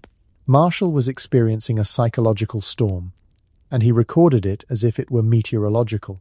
James Ducat and Donald MacArthur recognized something was wrong with Marshall. They tried to manage the situation, to keep operations running while their principal keeper descended into paranoia, but this created impossible tension. Marshall had authority. Challenging his perception of reality would be insubordination, yet following his increasingly erratic directives felt dangerous. By December 14th, the situation inside the lighthouse had become unbearable. Marshall was documenting his colleagues' emotional states because he was searching for evidence of conspiracy. Ducat, irritable, was not neutral observation but accusation. Marshall believed Ducat was turning against him. MacArthur, crying, was evidence that the youngest keeper was weak, unreliable, possibly collaborating with Ducat. Then came December 15th. Marshall's log records. Storm ended. Sea calm. God is over all. This was not weather observation.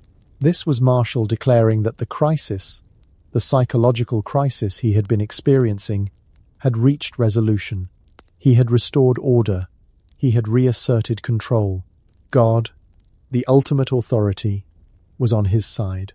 What happened next requires reconstructing from physical evidence and understanding of human behavior under extreme stress. Marshall, believing that a major storm had just passed and that immediate inspection of the lighthouse exterior was required, ordered all 3 keepers outside. This violated basic safety protocols. You never leave the lighthouse completely unmanned. You never have all keepers outside simultaneously. But Marshall's judgment was compromised. They went to the western landing because that is where Marshall believed storm damage would be most severe. He was partially right.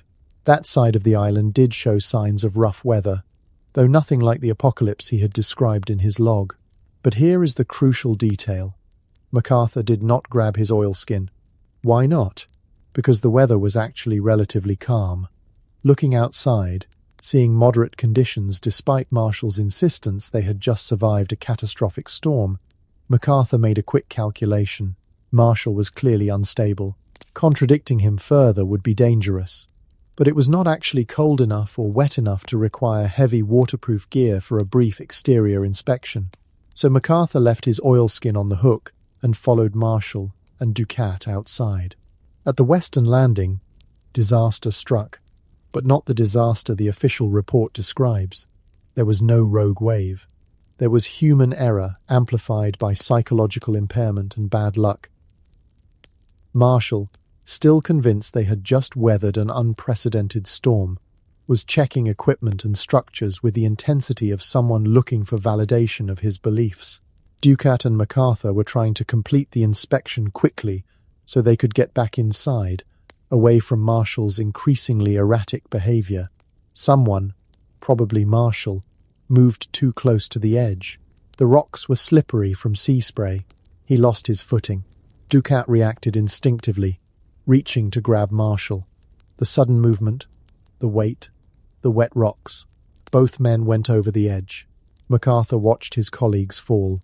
He heard them hit the water 100 feet below, and in that moment he faced an impossible decision.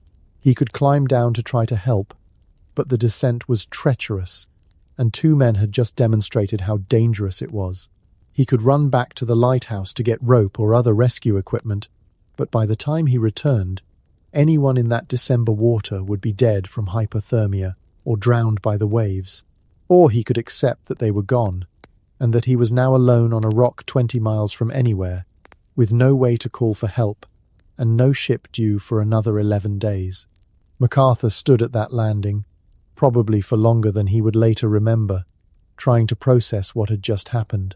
The two experienced keepers were dead. He, the occasional keeper with the least seniority, was the only survivor. And when the relief ship eventually arrived, he would have to explain how he allowed the principal keeper and assistant keeper to die while he did nothing. The guilt, the horror, the impossible position, it broke him. MacArthur walked back to the lighthouse, sat at the kitchen table where they had eaten their last meal together, and realized he had no good options. He could wait for rescue and face accusations of negligence or cowardice. He could spend 11 days alone on Flannan with the bodies of his colleagues somewhere in the water below, slowly going insane from isolation and guilt. Or he could join them. MacArthur walked back to the western landing and jumped. It was not a decision made in panic, but in resignation. He left his oilskin behind because he was not going outside for maintenance. He was going outside to die. He did not bother with the meal because he was not hungry. He did not send distress signals because he had already decided there was nothing to be rescued from. This scenario explains everything. The log entries as documentation of psychological breakdown, the weather contradiction as difference between Marshall's perception and reality, the missing oilskins on Marshall and Ducat because they actually were outside for legitimate inspection, even if Marshall's reasons were delusional, MacArthur's oilskin remaining because he knew he was walking to his death, the lack of distress signals because the only survivor chose death over rescue. It is a 35% probability scenario. Not certain, but the most comprehensive explanation that fits the evidence without requiring external actors or massive conspiracies. The second scenario, at 25% probability, is darker still. Pure murder-suicide with no accidents involved. In this version, the psychological pressure cooker inside Flannan exploded into violence. Marshall, paranoid and authoritarian, became convinced that Ducat and MacArthur were plotting against him. Or alternatively, Ducat and MacArthur, pushed beyond endurance by Marshall's behavior, decided he had to be stopped. If Marshall was the killer, the sequence is straightforward. A confrontation in the kitchen escalated. Marshall attacked Ducat, possibly killing him inside the lighthouse, or forcing him outside where he was thrown from the western landing. MacArthur tried to intervene or flee. Marshall pursued, killed him, disposed of his body the same way. Then Marshall, realizing what he had done, understanding that he would hang for double murder when the relief ship arrived, jumped. If Ducat and MacArthur were the killers, they acted together, 2 against 1, overwhelming Marshall despite his authority. They killed him, pushed his body into the sea, but then faced the same impossible problem that MacArthur faced in the first scenario. How do you explain to authorities that you killed your principal keeper, even in self-defense? So they chose the ocean rather than the gallows. This scenario fits the psychological profiles. It explains the violence implied by certain physical evidence. It accounts for all 3 bodies disappearing because perpetrators who commit murder in isolated locations often follow through with suicide rather than face justice.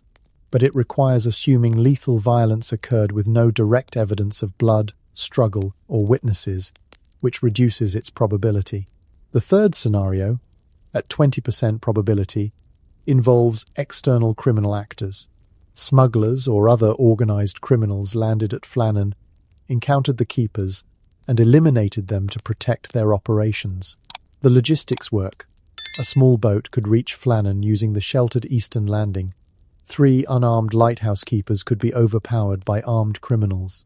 Bodies could be taken aboard the boat and dumped far offshore where they would never be found. The scene could be staged to suggest accident, with deliberate damage to the western landing to support the wave theory. Evidence supporting this includes the mysterious boat sighting, the unusual rope patterns suggesting unfamiliar handling, the missing life buoy that could have been taken as a trophy or disposed of to remove evidence. The rapid official closure and missing documentation could reflect institutional desire to avoid admitting that lighthouse keepers were vulnerable to criminal violence. But this scenario requires organized criminals to have motive, means, and opportunity, all at the same remote location at the same time.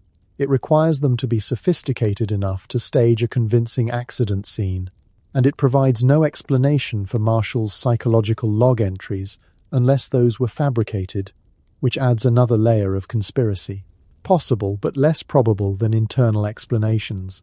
The fourth scenario, the official rogue wave explanation, sits at 20% probability, and only that high because we must acknowledge that nature is capable of things that seem impossible. Rogue waves exist. They can appear from relatively calm seas. They can reach extreme heights. In the right conditions, with the right wave interaction with the cliff geology at Flannan, a wave could theoretically reach structures 100 feet above normal sea level. But this scenario requires accepting that all 3 keepers were outside simultaneously in violation of protocols, that they were at the most exposed location on the island during conditions that did not appear threatening to passing ships, that MacArthur was outside without his oilskin for unexplained reasons, and that Marshall's log entries describing days of severe storm were either fabricated or delusional. It is possible, but it is the least satisfying explanation because it explains nothing about the human elements, the psychological deterioration, the institutional cover-up behavior, the missing evidence. It treats the keepers as passive victims of random natural forces rather than active participants in their own tragedy. So where does this leave us? Most likely, we are looking at some combination of psychological breakdown, human error, and fatal decisions made by men whose judgment was impaired by isolation, stress, and interpersonal conflict. The exact sequence of events, the precise moment when accident became suicide or murder became mass death, will probably never be known with certainty.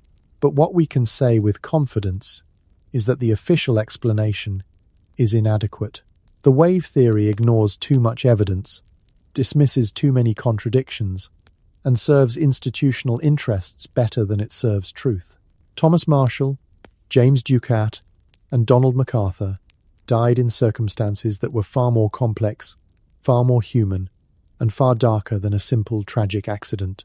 They were not just swept away by nature, they were consumed by something more insidious, whether it was internal psychological collapse, interpersonal violence, or external criminal action, and the institutions responsible for their safety chose comfortable lies over uncomfortable truth.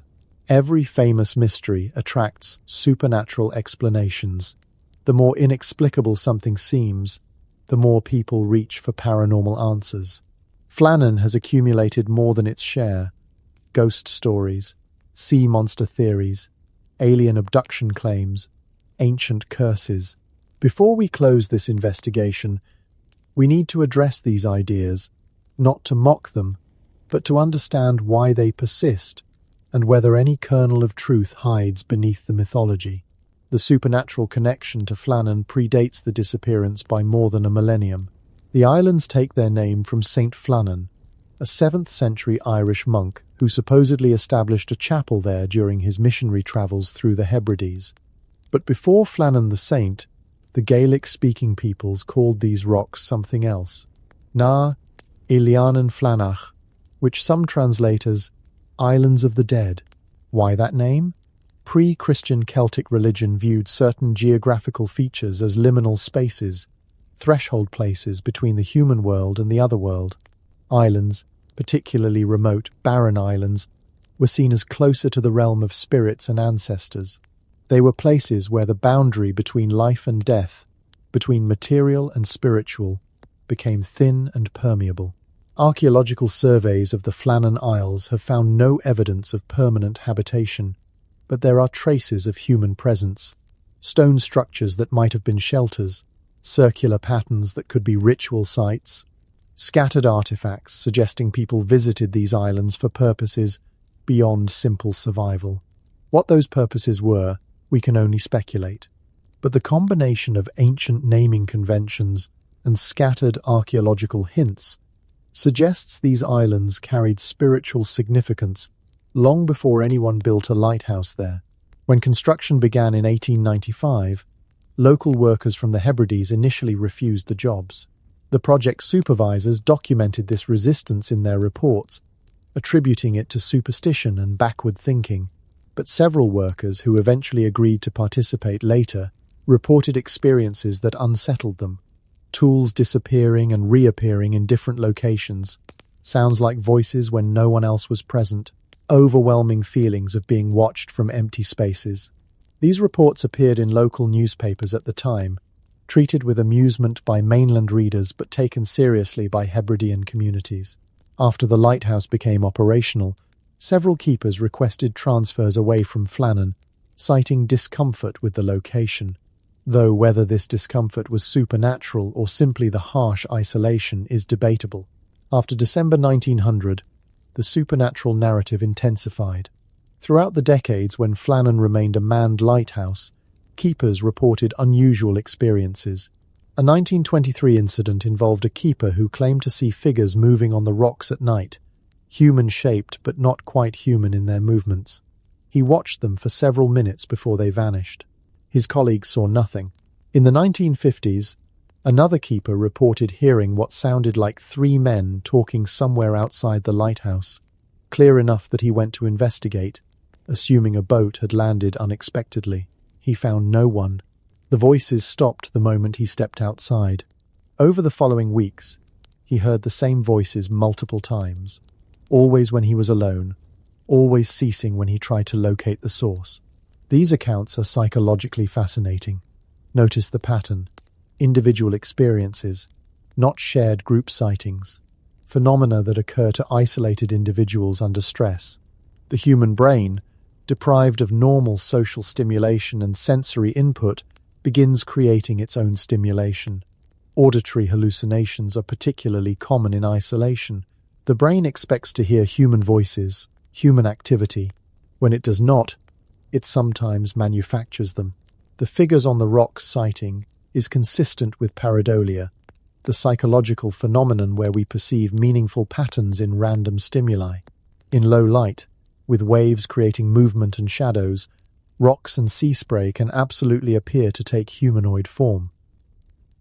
The expectation of seeing something, combined with the knowledge that three men disappeared mysteriously from this exact location, primes the brain to interpret ambiguous visual information as human figures. None of this is supernatural. All of it is explainable through established psychology and neuroscience. But that does not mean the experiences were not real to the people having them. The terror of hearing voices when you know you are alone is genuine terror, regardless of the neurological explanation. Then there are the UFO theories, which emerged in the 1970s when ancient astronaut speculation was culturally popular. These theories pointed to the mysterious lights that fishermen supposedly observed near Flannan before the disappearance, interpreting them as evidence of extraterrestrial craft. Let us be absolutely clear. There is zero contemporary documentation of unusual aerial phenomena at Flannan in December 1900. The mysterious lights appear only in accounts collected decades later, after UFO culture had thoroughly penetrated popular consciousness. This is retrofitting, reinterpreting past events through the lens of modern mythology. Moreover, the North Atlantic region experiences frequent aurora borealis displays, particularly in winter. To people unfamiliar with the phenomenon, Auroral lights can appear mysterious, unusual, even supernatural. A fisherman in 1900 observing aurora near the horizon might well describe it as strange lights, a description that decades later gets reinterpreted as UFO sighting by investigators looking for sensational explanations. The alien abduction theory fails every basic evidentiary test.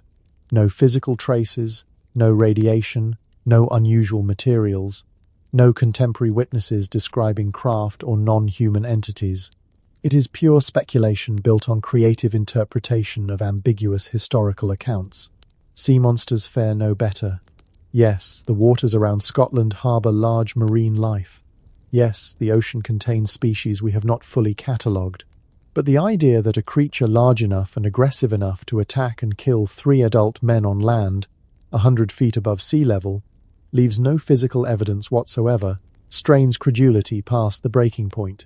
What we are left with, when we strip away the supernatural overlay, is human psychology. The Flannan mystery persists partly because it is genuinely mysterious, but also because mystery creates space for imagination. And human imagination, especially when confronting mortality and the unknown, reaches for explanations that transcend mundane human violence and error.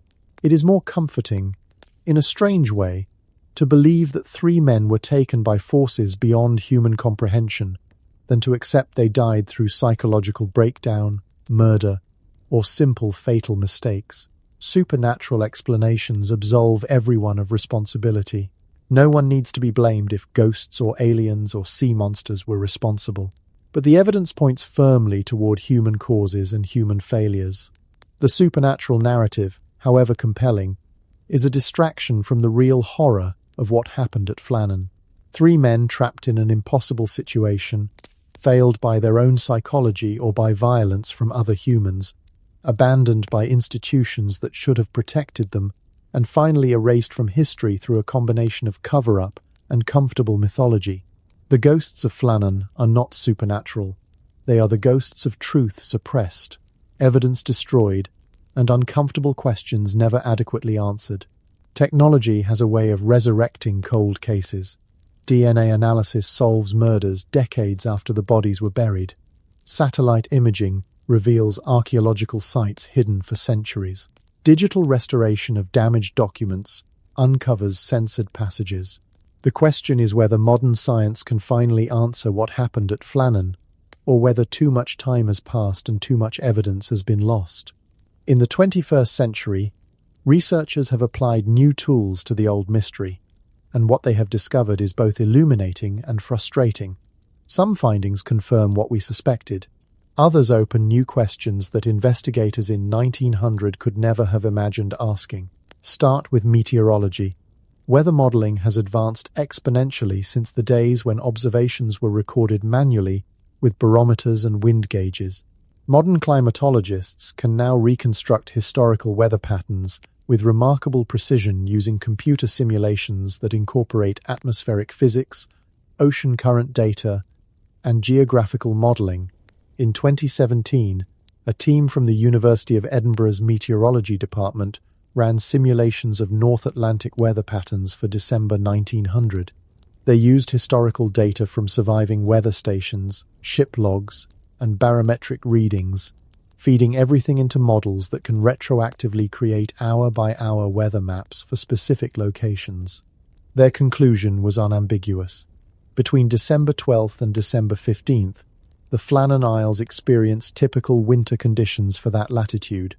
Wind speeds averaged 20 to 30 miles per hour. Wave heights were moderate, in the 8 to 12-foot range. There were no storms, no unusual pressure systems, nothing that would qualify as exceptional weather. The simulation did identify one brief period, late on December 14th, when wind speeds spiked to around 45 miles per hour for approximately 3 hours. Strong, yes, but nowhere near the apocalyptic conditions Marshall described. And crucially, this spike occurred while Captain Holman's ship was in the area. Yet Holman's log recorded no unusual weather. This meteorological reconstruction does more than just contradict Marshall's log entries. It provides objective, science-based confirmation that the foundational premise of the official investigation was false. There was no storm severe enough to generate the giant wave that supposedly swept 3 men to their deaths. The wave theory is meteorologically impossible given the actual conditions. Forensic psychology has also evolved dramatically. Modern psychological profiling techniques can analyze written documents for indicators of mental state, stress levels, and cognitive functioning. In 2019, forensic psychologists at King's College London examined high-resolution scans of Marshall's logbook entries, focusing on handwriting characteristics, language patterns, and semantic content. Their analysis identified several red flags. The progression of Marshall's entries shows what they termed increasing psychological dysregulation. Early entries used technical vocabulary and passive construction, typical of professional documentation. Later entries shifted to active voice and emotional language. The handwriting, while remaining legible, showed subtle changes in pressure and spacing that correlate with anxiety and hypervigilance. Most significantly, the psychologists noted that Marshall's descriptions of external weather used language typically associated with internal psychological states. Severe winds correlates linguistically with feeling overwhelmed. Storm still raging matches descriptions of ongoing psychological distress.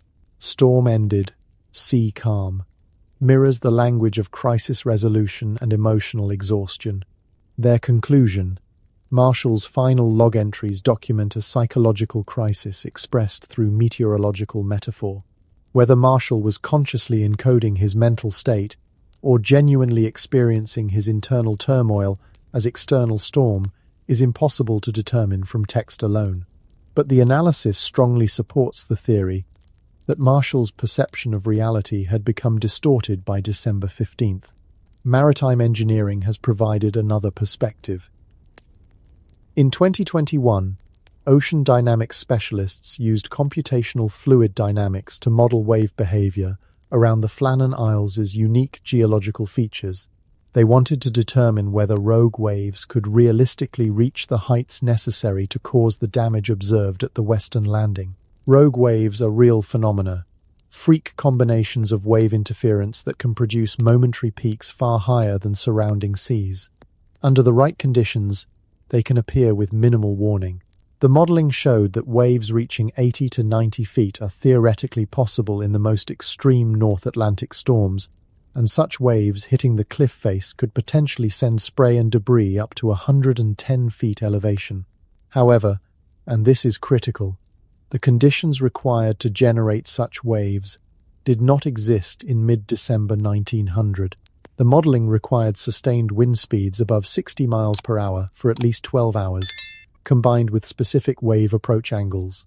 None of these conditions were present according to historical weather data.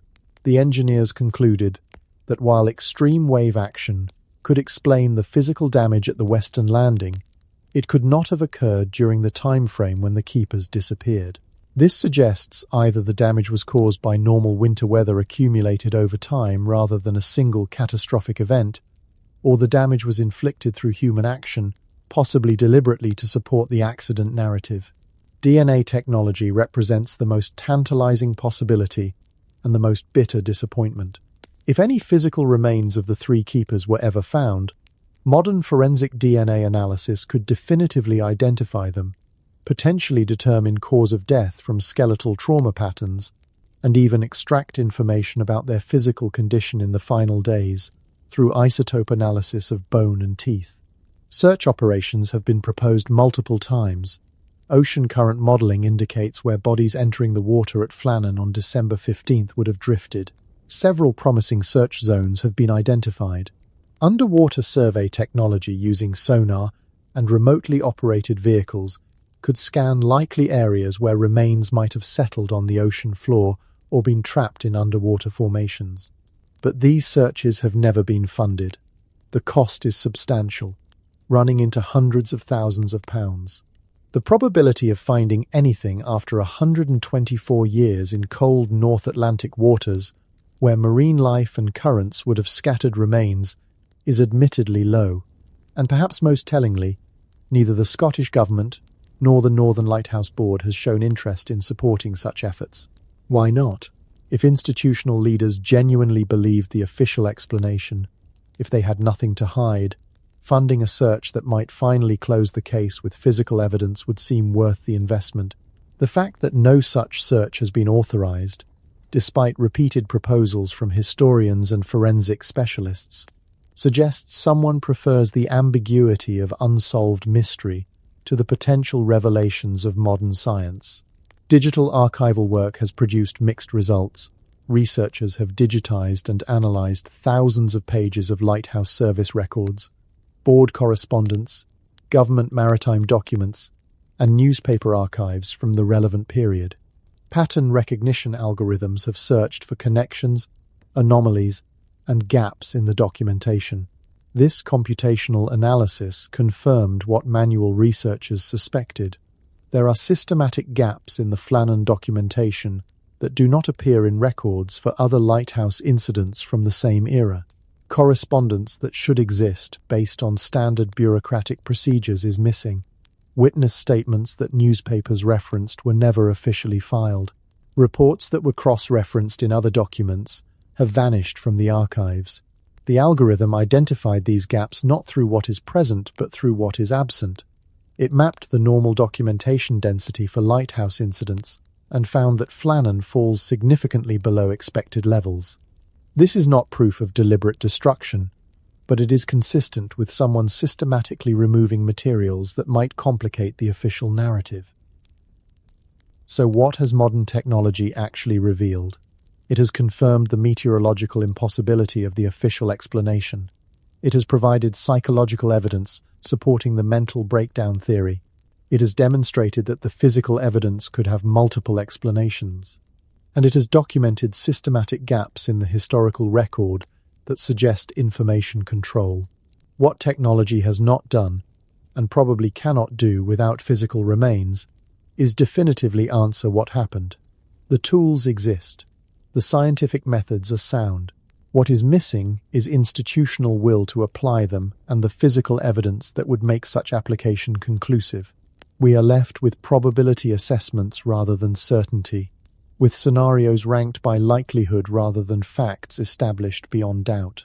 Modern science has moved us closer to truth, but cannot quite reach it, held back partly by time and entropy, but also by human decisions to leave certain questions unasked and certain searches unfunded. 124 years have passed since 3 men walked out of history and into mystery.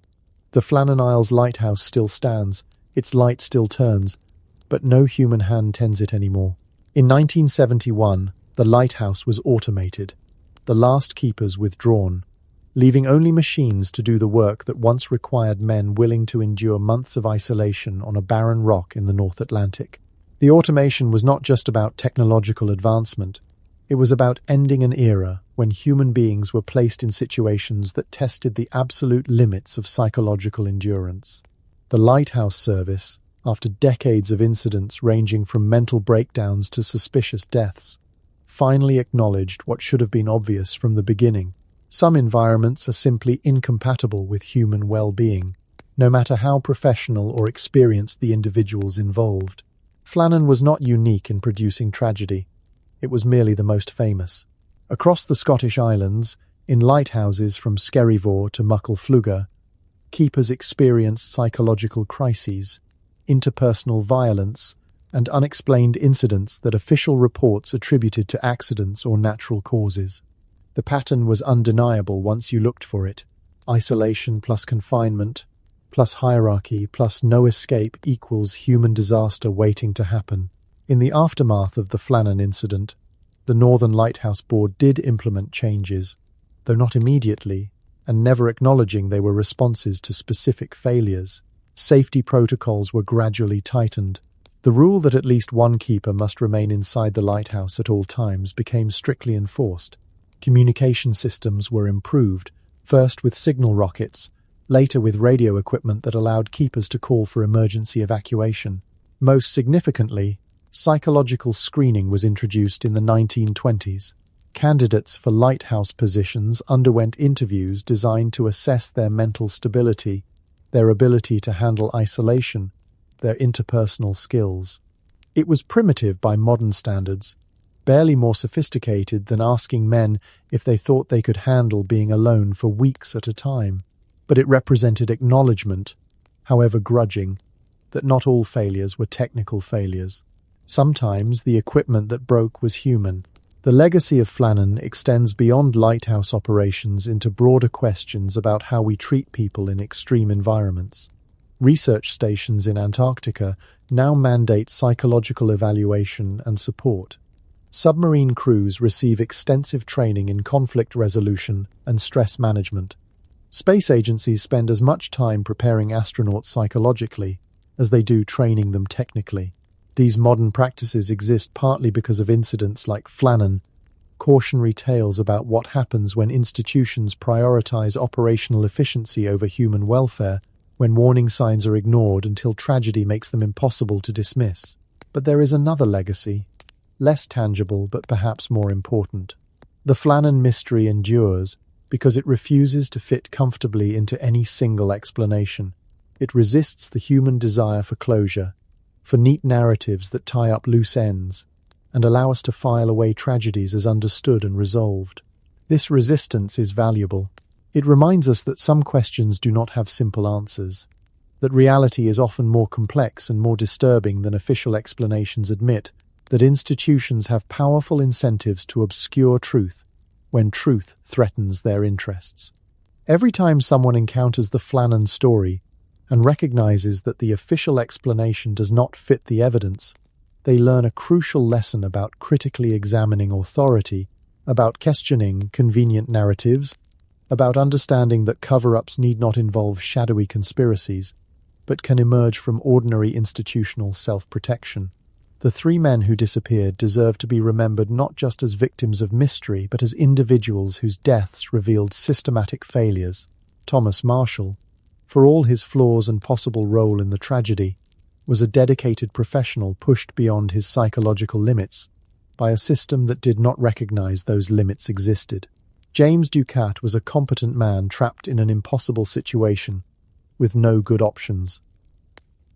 Donald MacArthur was the most vulnerable, the lowest in the hierarchy, and possibly paid the highest price for everyone else's failures. Their families never received real answers. The widows of Marshall and Ducat raised children alone, telling them their fathers were swept away by a wave, because that was the story they were given, and they had no resources to challenge it. MacArthur's relatives in the Hebrides marked his death in Gaelic tradition, but the questions never stopped circulating through the community, whispered doubts that official explanations could never quite silence. Today, Flannan has become something it was never meant to be, a tourist attraction. Boat tours circle the islands, guides telling the story to visitors who photograph the lighthouse from the water, imagining what terror must have unfolded on those rocks. The mystery has been commodified, turned into entertainment, stripped of its human tragedy, and repackaged as thrilling, unsolved case. This commodification is perhaps inevitable, but it is also deeply sad. 3 men died. Families were shattered. Institutional failures went unaddressed for decades. And now it is content, another story to consume and forget, another mystery to speculate about over dinner conversation before moving on to the next curiosity. But if you have stayed with me this far, if you have followed the evidence through all its contradictions and uncomfortable implications, then you understand that Flannan is more than entertainment. It is a challenge to question what you are told, to examine evidence carefully, to consider alternative explanations, no matter how disturbing, and to demand accountability from institutions that prefer comfortable lies to difficult truths. The lighthouse still turns. The light still warns ships away from dangerous rocks, but it warns of more than just physical hazards. It warns that human systems fail, that authorities sometimes lie, that truth can be buried but never quite killed, and that some mysteries persist not because they are unsolvable, but because solving them would require admissions that those in power are unwilling to make. So what do you think happened at Flannan? More importantly, what does it tell you about how institutions handle inconvenient truths? Drop your theory in the comments. Tell me where you are watching from. And if you believe that mysteries like this deserve investigation rather than comfortable dismissal, hit that subscribe button, because there are more stories like Flannan, more cases where the official explanation does not quite fit, more truths waiting to be uncovered. The three keepers of Flannan Isles Lighthouse vanished in December 1900. Their bodies were never found. The truth of their deaths was never fully told. But their story, their real story, survives in the evidence that contradicts the lies, in the questions that were never adequately answered, and in the reminder that some lights, once extinguished, leave a darkness that no amount of official explanation can dispel. The sea keeps its secrets, but we keep asking questions, and sometimes that is the most important legacy of all.